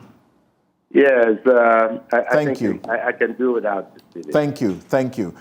So the last time we spoke to you about this, are there any new things that you have done in your outfit to help, the president's campaign, which all of us are involved in now? Yes, let me say good morning to cherished listeners and viewers. It's unfortunate that much as I want to be on the show in person, certain things keep on cropping up. And even trying to be on Zoom, the technological challenge is also there. It's not deliberate anyway. I'm hoping that God grace next week, I should be there by you. And quickly, let me take the opportunity to formally invite you to 27th October, where I'm going to have a Viva course at University of Ghana, Institute for Environment and Sanitation Studies, a PhD thesis defense, oral examination. Congratulations. So you're actually not a doctor yet? I am. I have an honor, but this one is going to. Okay. All right. So yes, let's get to EPA. Yes, and the reason why I brought this one in borders on this galamsey, because the thesis research work was all centered around this. So it would be interesting for you to be there so we can all share ideas. Thanks for the invitation. So yes, I'm asking, since we spoke and you spoke about the fact that there are renewed efforts and the president has gone around, talked to chiefs among others, and Mr. Jinapor, the minister, and everybody else is beginning to, roll up their sleeves and revive this fight. What new thing have you done from your outfit? Because you are the officers responsible for approving some of the licenses as regards, say, is it reconnaissance and if it has to do with forestry? Not at all. We permit. We give environmental permits. Yes, environmental permits. Yeah. Yes. Once. Okay. Good. We have been working so hard, and then also following the trend which the Honorable Minister for Lands and Natural Resources is leading. We need not have to work in silos. So the integrated approach, the collaborative aspect is very much on the way. From our end, we are in tune with the Minerals Commission to activate and actuate the implementation of the reclamation bond by small-scale mining operators. And that we strongly believe is a tool, is a major and important tool to deal with regulation and formalization of the subsector. These things have been going on during stakeholder engagement. The miners association themselves have been very, very cooperative and key in there. Other stakeholders like Water Resources Commission, the Forestry Commission, the Minerals Commission, and indeed, we are yet to get our district, municipal, and metropolitan assemblies on board, particularly the mining district. So we understand particularly that for forest reserves, you have a close eye in the forest reserves because you have your officers who monitor the forest reserves regularly. Is that correct? Yes, indeed. We monitor everything regularly. We are supposed to have a thumb over everything. But then the primary responsibility as per law resides in Forestry Commission when it comes to forest reserves. What you may be talking about is maybe the coalition called liaison group that all these stakeholders come together and then we try to look at the implementation of. What has been bone of contention is the forest reserves, are they to be mined or not? And the practice has been that some limited, very limited quantum of hectares are allowed at certain points in time. And it's at that point that we look at the environmental infractions or impact that may occur or potential impact. Then we at EPA will call for impact assessments and all manner of things. Yes. Right. What are your officers within these these communities where mining is going on? What are they telling you is the reason they are there, and yet the wrong thing is going on? EPA is not in all the districts for now. We are in the 15 regions. We have 16 regions, isn't it? Yes, we are all over there. And we are in some selected districts. And I must admit that the known and identified mining districts, we have our presence. The challenges there have been numerous, just that we haven't given up. We continue to do what we can within the constraints. Yeah, you like you said, you give environmental permits. Is that not so? Yeah, we do. Right. So what it means is that no mining can go on without a permit, environmental permit. Supposedly. Good. But that is not the case. Yes. Why is it that that is not happening? Because we have the illegalities on our hands. Seldom would illegality miner will even want further to come around and seek permit, be it environmental permit or whatever. The most. Hello. Hello. Yes. Do you? Yeah. Is there something at all that you do when people who have your permits, you find that illegal mining is going on their concessions? Yeah. Yes, we have sanctioned a lot. We've been able to threaten to revoke our license. That is where I was coming from. Those who are purely doing illegality, they simply do not even bother to come to the regulator.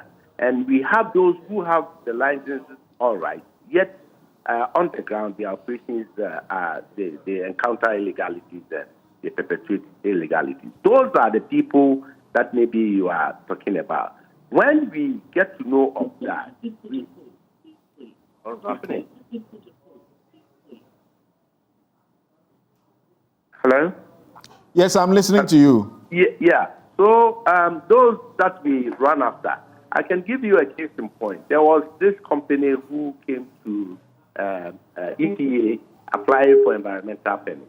A host of areas given to the company by the authorizing agencies and then the institutions. They came and they are looking, and EPA did the very, very, very thorough work, and we got to know that about 4 or 5 of such concessions actually belong to Ghana Irrigation Development Authority. Those are places, those are lands or sites that have been earmarked for irrigation projects. So quickly we had to call in the Irrigation Authority. They came to EPA, we interrogated them, and we asked them if they know that their lands are being given out for mining concessions.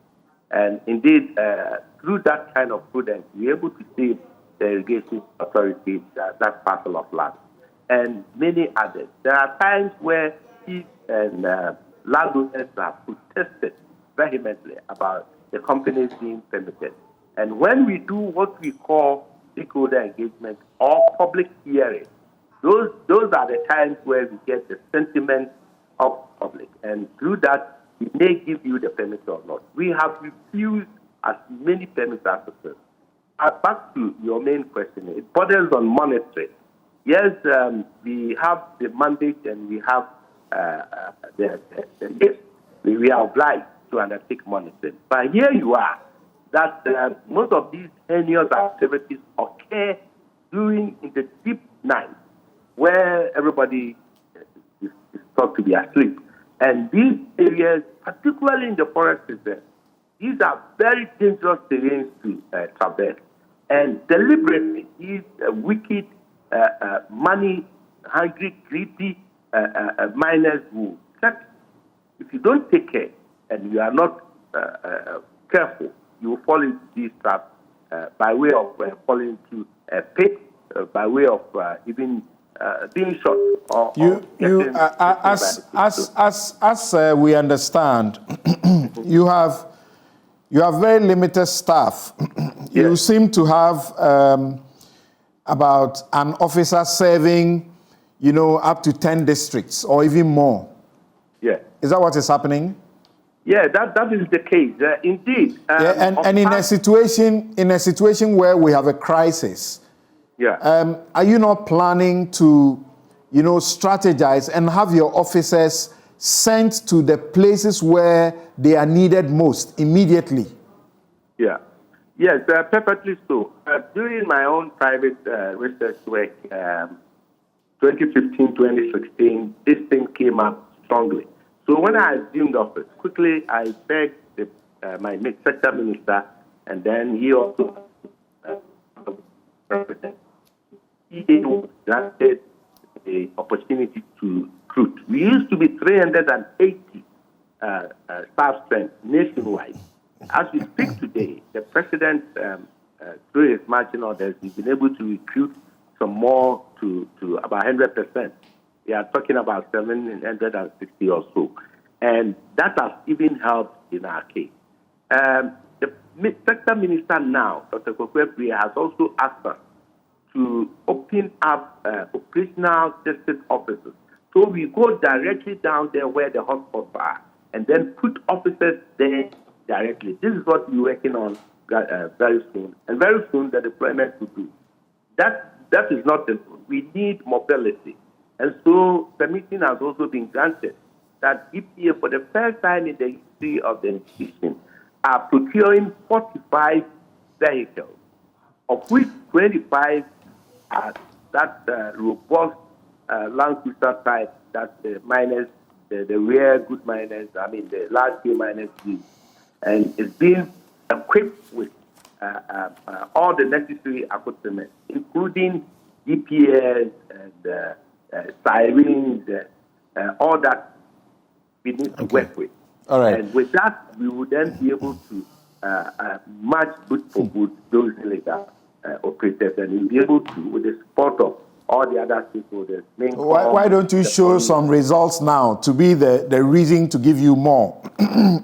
Yes, Sorry, excuse me. You'll be canvassing for us. All right. To be giving more. So, I hear you. Let me go to Dr. Tony Obing, and thank you very much for your patience, Dr. Tony Obing, founder and president, Africa Institute of Extractive Industries, and you formerly were in the Minerals Commission helping in this sort of fight. What do you find to be the missing link? Because the Minerals Commission has a very central role in the issuance of licenses for small-scale mining, which we understand many take advantage for the Galamsey.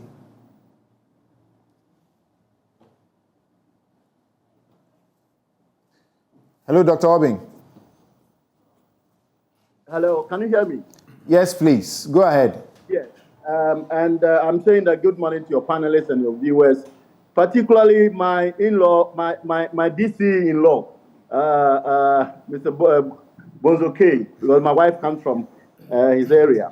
Look, I think when Otunfo spoke and Nana Asakwa also spoke, indeed, the problems had been laid bare, and then a solution was also given.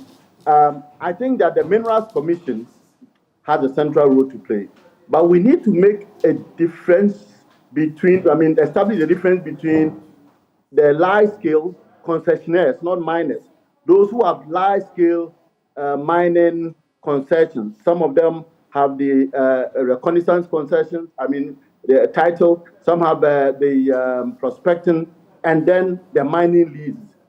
They commit most of the crime. It is not only the small-scale miner who operates outside the law. As soon as you operate outside the law, you're doing galamsey, you're being illegal.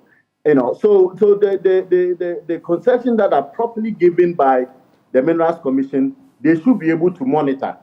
They should be able to monitor and apply the rules indiscriminately. I mean, sometimes we see discriminatory implementation of the rule and discriminatory enforcement.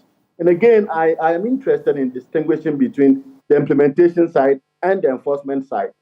If you saw some people mining in a water body, the law do not allow for mining to be done in water bodies. So as soon as you see mining being done in water bodies, it may not be the Minerals Commission which goes out to arrest them. It is at this point the law enforcement agencies. It is like, I have used this example before, the highways, the roads are constructed by the highways put the road speed limit, but it is the police which enforces the law on speed limit. So if they are operating outside the regulated areas, then it goes into the realm of the police enforcing the law or the law enforcement agencies enforcing the law. So that's a challenge that we see. And from your experience, what can the DCEs and MCEs also do? Yes, I mean, I've heard about new impetus, well, I would rather call it impetus rather than new regulations, because the process of acquiring the license actually goes through the district assemblies. I mean, the publication side. Once the person applies, if it's a recce application, there's an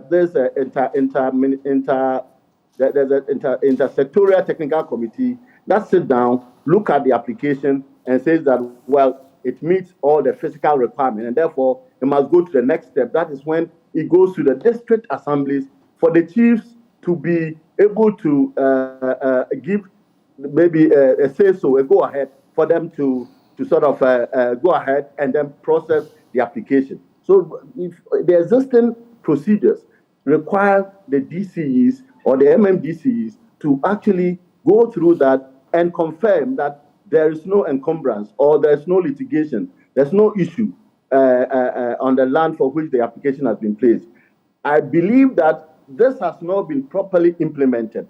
That is why a DCE might say that, well, it's at the tail end that we get to know. The ideal process is that the application must go to the district assembly for the chiefs. In fact, initially it was going to go to the paramount chiefs, but we also realized that there were always some conflicts between paramounties, between divisions, between chiefs, that we were not very sure and we didn't want to be involved in that. So it is the DCE who would know which paramountcy or which stool belongs where. So it goes through them, and the DCE would have to say yes or no. And oftentimes, in fact, before you are granted, the DCE would have written to say we have no objection to this application. I'm sure Honorable Bonzo would have experienced that in his position. All right. So you are saying what has been announced as some sort of new impetus to the licensing regime for small-scale mining is either not new or there is some problem with. Let's listen to Samuel Abujinapo, the Minister for Lands and Natural Resources, when he announced the President's directive. The President is directed that henceforth no mining concession or license should be granted unless the paramount chief of that particular jurisdiction is formally consulted, on record, is formally consulted, so that his views and input will be brought to bear. So is it that no mining concession should be granted until and unless the regional minister or the metropolitan, municipal, or district chief executive is formally consulted. So the processes that the Minerals Commission goes through to eventually make a recommendation to me for the grant of a license is being altered dramatically. And that will mean that the chiefs will now form a central part of the processes leading to the grant of concessions. We believe that will help. You are saying it's not accurate to say the process, the licensing process and consultation process has been altered dramatically, like the minister says? I won't call it dramatically. I mean, I'm saying the implementation may have been problematic because it's a kind of ticking the box thing. So you apply for a piece of ground because the Minerals Commission will not know whether there was any encumbrance on that piece, whether there is any traditional issues there. So the Minerals Commission will send that to the District Assembly for the District Assembly to take it to the traditional leader there, because they will know exactly which traditional leader is in charge. And the letter will come back that we don't have any objection. I believe that in most cases, the district assemblies would not go through the processes because I suspect you would have the applicant putting pressure on them and therefore they write the letters for them. But otherwise, the process is always like that. The new impetus, which he calls formally, I don't know how it looks like, but maybe it means that a letter goes to the District Assembly and another one goes to the paramountcy. And then also, the paramountcy is often further away. I thought that it should be the traditional council rather than the paramountcy. I mean, that's how I would have looked at it, because, you know, the paramount chief may be far away somewhere. You send him a letter, somebody comes to him with some drinks. Oh, okay, all right. If there's no problem, then he signs. You see, but if it's the council, the traditional council, they may have a committee that will actually look at that and send it to the paramount chief, who is the president of the traditional council. But you heard Otumfuo. It's the chiefs at the local level who are involved, who are are being paid by this Galamsey people. So how can you trust that it shouldn't go to the paramount chief, but rather the chief who is closer to the action? No, Samson, I didn't say that. I said it could go to the traditional council, where the paramount chief is the president, who is the head. So when it goes to the council, then the council would deal with it as a group rather than the paramount chief himself. Okay. Because the paramount chief himself physically may be in a remote area. And also, sometimes, you know, the land locations, the land ownership locations, complex. A piece of land that is located somewhere may belong to another person, another paramount. But so Dr. Obing, how does this, you know, resolve any of the issues that we are discussing? Honestly, I think that if we were to implement, because these laws, these things have been gone through before, we are going in circuit. If we were to implement the regulations properly, and we were to enforce them properly, enforce them without discrimination, because as it is now, and as Otumfuo rightly said, we arrest people who really don't matter. That's the nature of the enforcement here. You saw they are doing the wrong thing, but you arrest the wrong person. So it is not proper. And people have spoken about political, influences. So if you have to enforce the law, you have to be careful because the person may be powerful, and so on and so forth. A clear case in point where people have issues with is the very recent situation where Akonta Mining has been found to, the minister at the level of the government has been found to do something wrong, and yet he's not been handed to police. There's no arrest, and even where equipment have been moved from his from where he's mining, they have been moved to his company rather than to the custody of the state. That is the challenge, and I was happy, Samson, to hear that the Bosome Frehun MP has been suspended. DC. Really, the DC has been suspended. Really, that is a kind of call to action. It doesn't mean you have punished, you have tried him or imprisoned him or anything. That is an area you can easily act upon. Just because it came from his own mouth and you appointed him to be the DC, you can say, look, step aside when I investigate. Once we don't do these things, we actually allow people to go in and acquire more power to say, look, me, I can go, you let him go. I mean, even Chinese, the laws do not even allow foreigners to participate in small-scale mining. Right. So as soon as you saw someone who, I have to be very careful over here, someone who doesn't look like a Ghanaian, if you saw a Chinese, you arrest the person, not because just simply because. But often we know that often they are there at the invitation of the locals. It's the locals who are making the acquisitions. They are behind. They are hiding behind. Absolutely. But the point is that if you arrested him, then you point to the local kingpin who has also hired him to work there. Okay. Because the law simply says it should not be, a foreigner should not be involved in it. But right. Samson, let me quickly talk about drones. I mean, I think we have so much hopes in drones that I don't even understand. Drones just go and take pictures. And obviously, we know where these activities occur. The DC from Bole was talking about Tinga, Dollar Power, Bandang, Kwanta, and all those areas. So they know. The drone is just an unnecessary expense, by my estimation. I think they just fly, bring pictures. We have enough of the pictures. We have enough of the information available. And we shouldn't spend in areas that really do not help us address this serious challenge.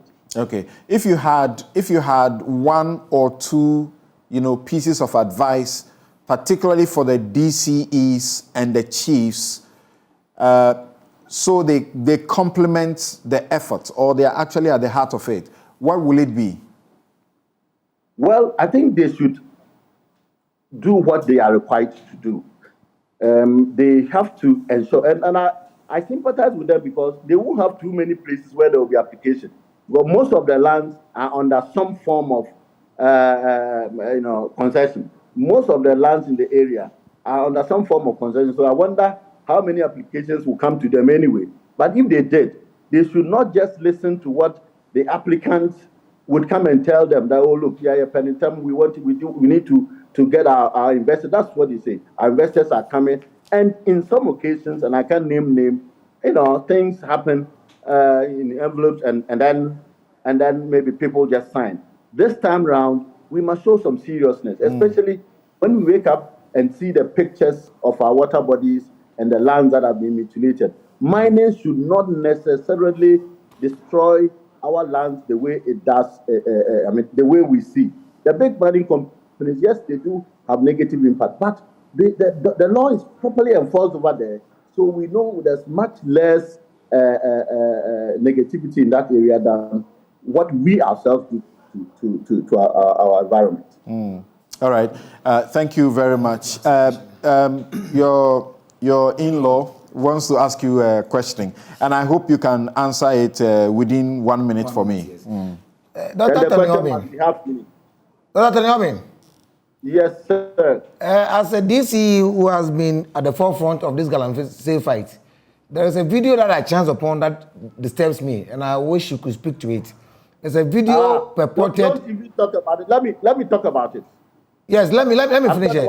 It's a purported that you were at the Galamsey site in the run-up to election, and you were encouraging Galamseyers that they should vote for former President John Mahama. Immediately became he won. They were going to be asked to go back and do their Galamsey operations. How true is that? And because that, to me, undermines the very fight to which you have.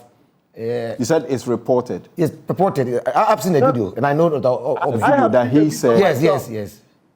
I have seen the video myself, and I think, Honorable Bozoke, if you saw me talking, you probably would say, this is what you said. I'm not sure you saw or heard me open my mouth over there. I don't think. Yeah, the people with you spoke. So the video you are talking about, he is not speaking. Yes. He doesn't speak. I didn't speak. And then again, I have an institute that I work for. Okay. And my interest is in mining, largely in small-scale mining. And I was part of the initial Stop Galamsey. And that the government MMIP program, I was part of the authors. I would go, and I've written and been part of major organizations trying to find solution to small-scale mining. Now that he says you are not heard on that video saying anything, I think you can end it there. Thank you very much. Well, Nana, so you have listened to DCEs from various places, and we're getting messages from some of our viewers who are saying, well, some DC is saying something that sounds like they are not up to the work because they are just complaining and they are not, taking initiative. What will you say? I got a message for Bonzo here. It says, Nana, the gentleman sitting there, I know him and I believe what he's saying.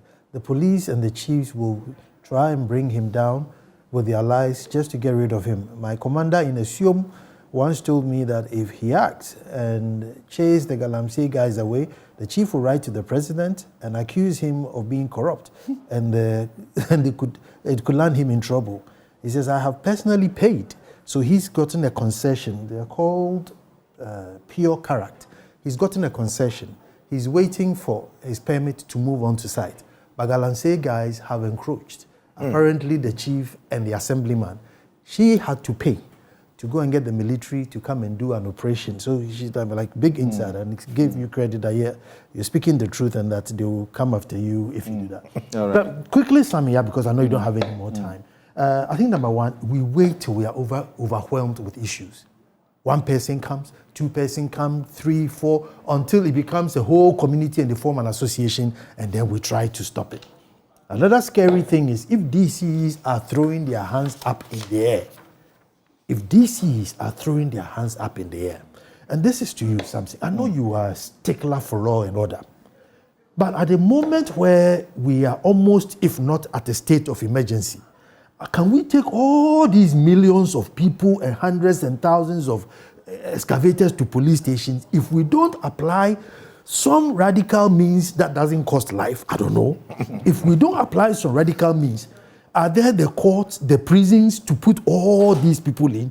So we should come to the table again and say, listen, at this point, do we still follow the laws that we have, or do we bring some new radical ones in place to shake the system again? What happened to fellow Ghanaians? Look at how we love our funerals. We were told 25 people per funeral. I won't lie to you. I went to a funeral. I was number 26. The widow had to leave the church because they needed me to be there. This guy had played a role in my life. When I went, the widow, and I was thinking, who's even going to know there's 26 of us here? But the widow stepped out so I can stay there a little while and pay my respect.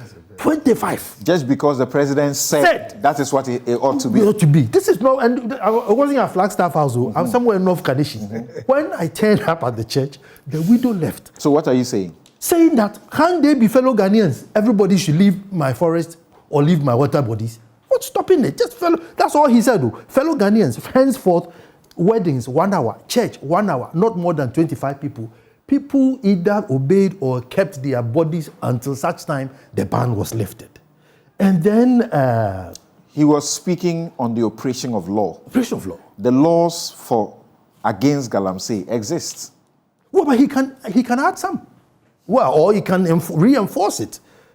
So this is even a law which was not there, but he made it that because of the situation in which we are now, henceforth, NIPA 25 pe, we did. And look at how we love our dead bodies, but we obeyed. So we are waiting for more fellow Ghanaians. EPA has been very disappointing.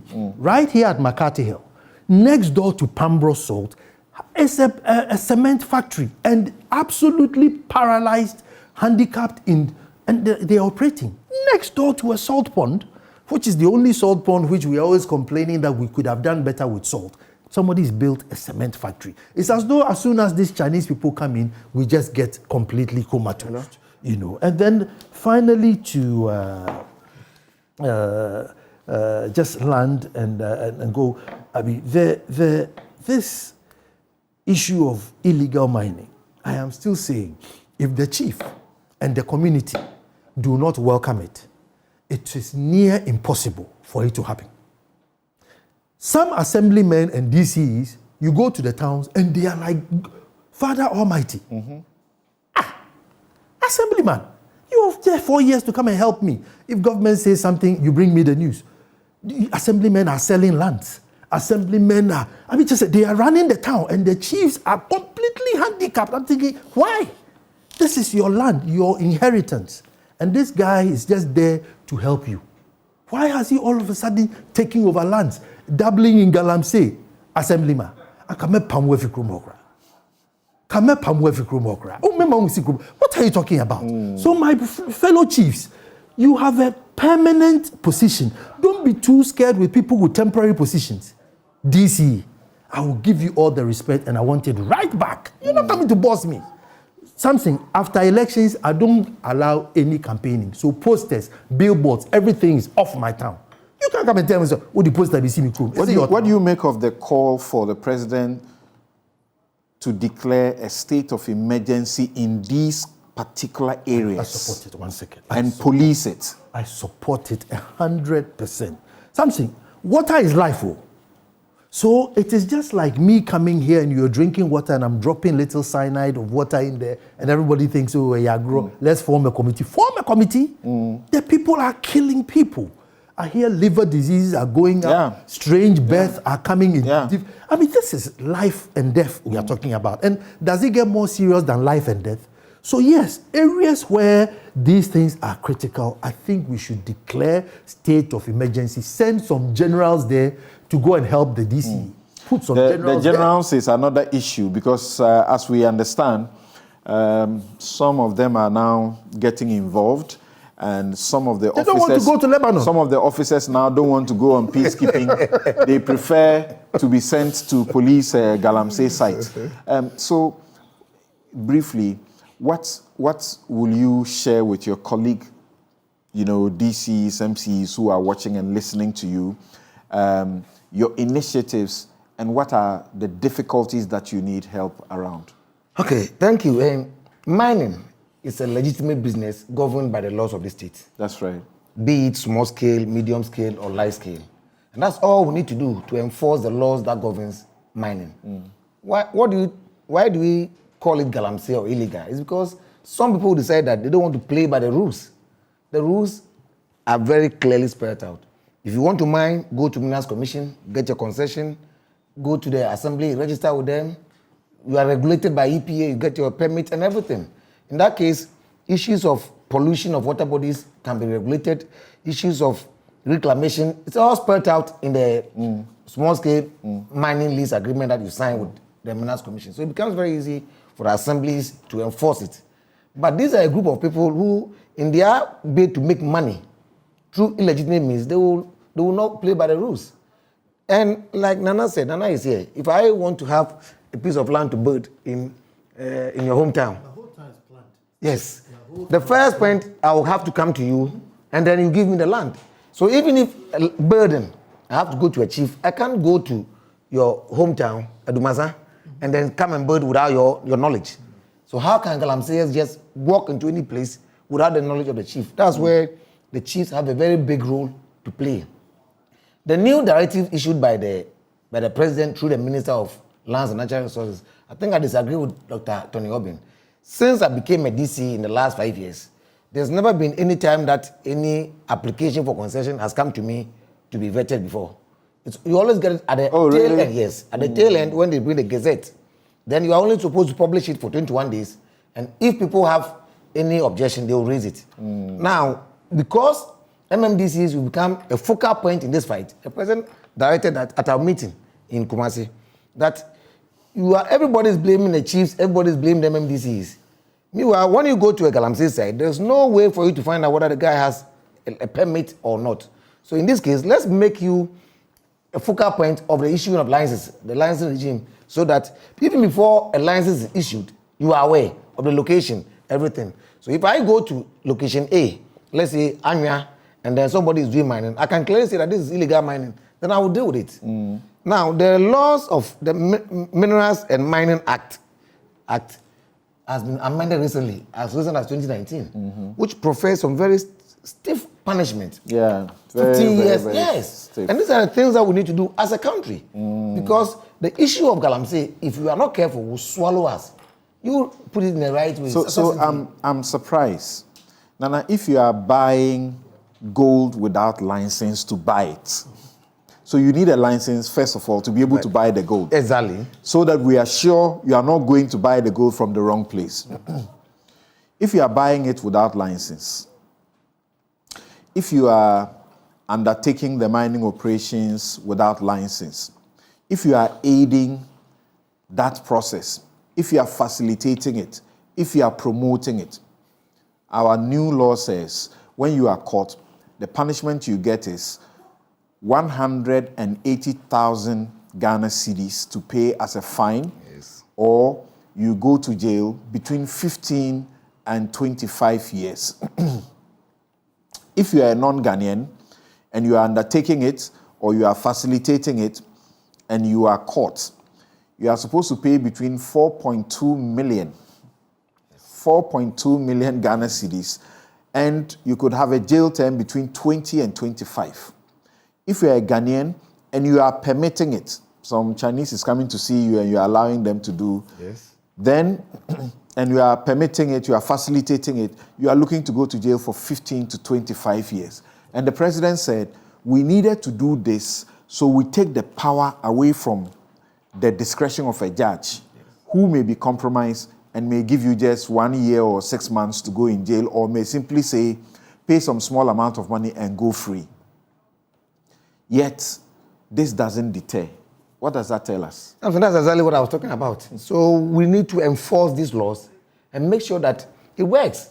Without these laws working, look, all the fight we are talking will come to naught. As a DC, what will you do? You go and arrest the Galamsey. And I spoke about population increase and joblessness. Well, the fact that you are jobless doesn't guarantee that over here in Gokomemle, there are jobless people here.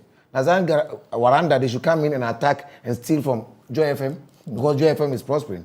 The fact that you are jobless doesn't give you the permission for you to go and pollute our water bodies. Then me and you will suffer. Joblessness, unemployment is one issue that government is tackling. Every government is faced with that joblessness. Every part in this country, every part in the world has unemployment crisis. But it doesn't justify the fact that because you are unemployed, you should go and do an activity that will put the lives of the whole nation in danger. We should be thinking of the next phase. Right. Because we are trying Nana, I take a quick break. I come to hear from you because I actually asked you a question. After all these hefty sums, 1.4 million, 20, 25 years, and still, people are still in it. Right, you're welcome back. So, Nana Nsakwa, you were about to say something. Well, quickly. Now, you see, all our Galamsey gold have been blacklisted. You can either take it to India or Dubai. In the refinery process, the silver and copper they get, they keep because, you know, you don't even have a bargaining stand. But you know what you're saying. Look, if I use myself as an example, I took Jassy and Imbrantihine. Jassy is like number 3 in command in terms of hierarchy. Imbrantihine is in charge of the youth. So look at the risk I took, taking these people to court to prosecute them, to make sure that, listen, stay away from my trees. Now, if they want to stop these things, they must put some big boys before the court and fine or... Look at when Dampari put Elijah in prison. The nation prophet Elijah, when he locked him, the whole, even social media, everybody was telling that, look, let's wait and see, because it was so scary. Because this is somebody you know is powerful than you, and going through this thing, you know, if it happens to me, as for me, they will fry me alive.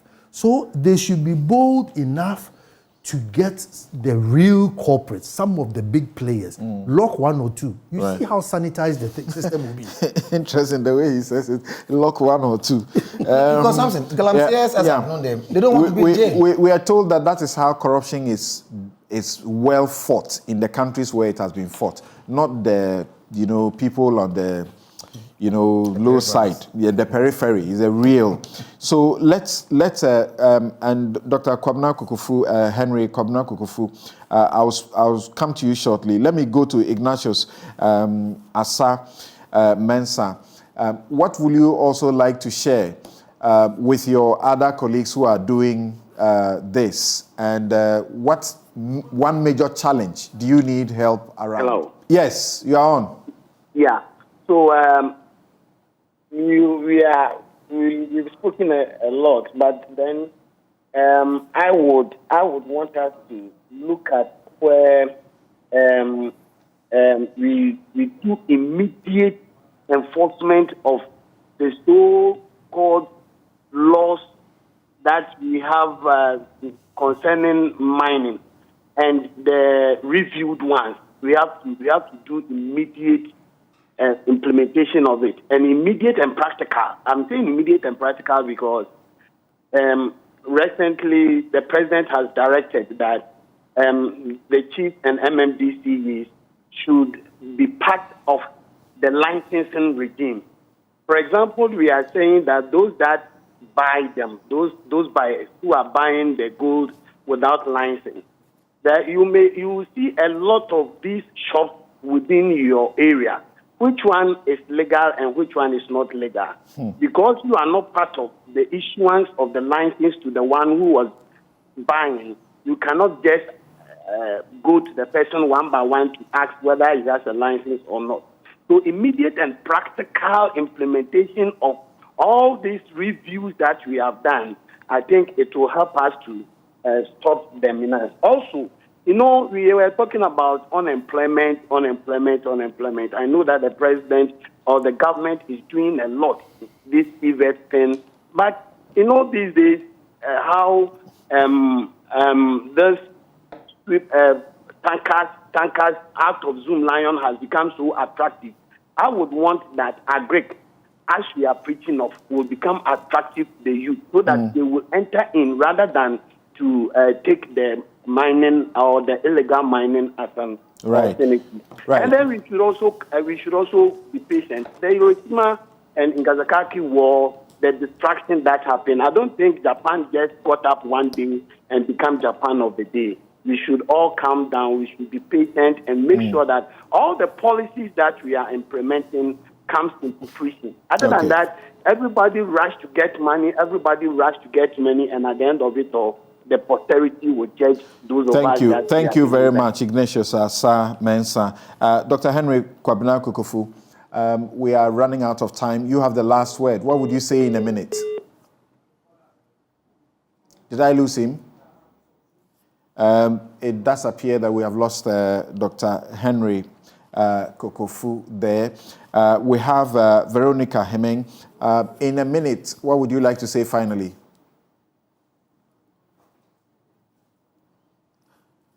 Hello, Madam Hemming.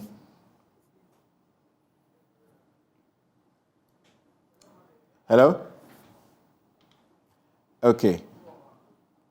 That's unfortunate. It does appear that we have lost her as well. We have lost her too. There are many of you who are commenting about my shirt, and that's Habil's Couture.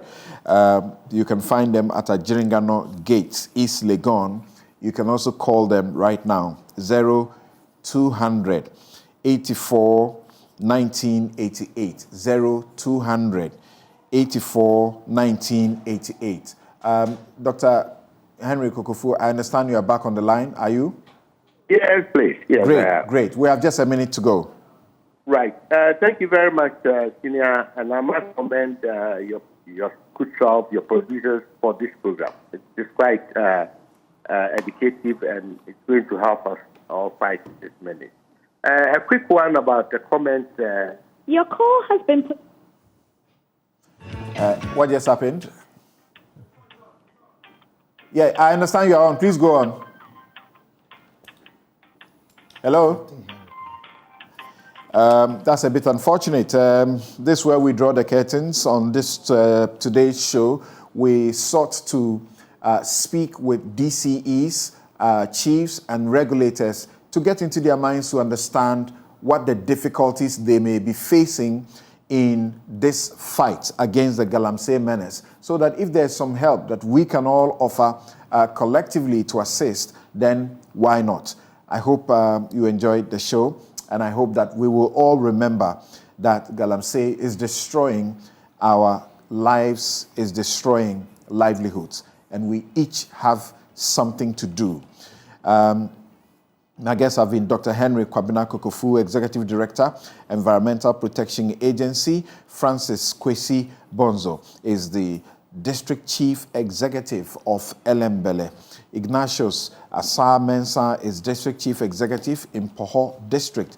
Veronica Hemming is District Chief Executive, Boli District. And Nana Ansa Kwao IV is Chief of Akwemu Edumasa and host. That's my opinion on joy. Dr. Tony Obing is founder and president of Africa Institute of Extractive Industries. He used to be responsible for the Minerals Commission. I've just seen your messages that you have sent in, but time has run out of us. We also spoke to Yidana Zakaria, Regional Minister, Northeast Region. He says that the fight against Galamsey is not in the bush. It's about the money. Who buys the gold from these illegal miners? Who export the gold from the country? It's a demand and supply issue. Once there is demand, people will always find ways to supply. I'll read a final one. There are too many of them. Theo Echampon, Dr. Theo Echampon says, the problem is not policy or regulation, for we have plenty of them. It's the lack of enforcement due to pervasive vested interest, which cuts across all strata of our Ghanaian society. We have a rentier state, Darwinian survival for many of our folks. That's where I'll end it. Have a good afternoon. I'm Samson Lardy Anyenini.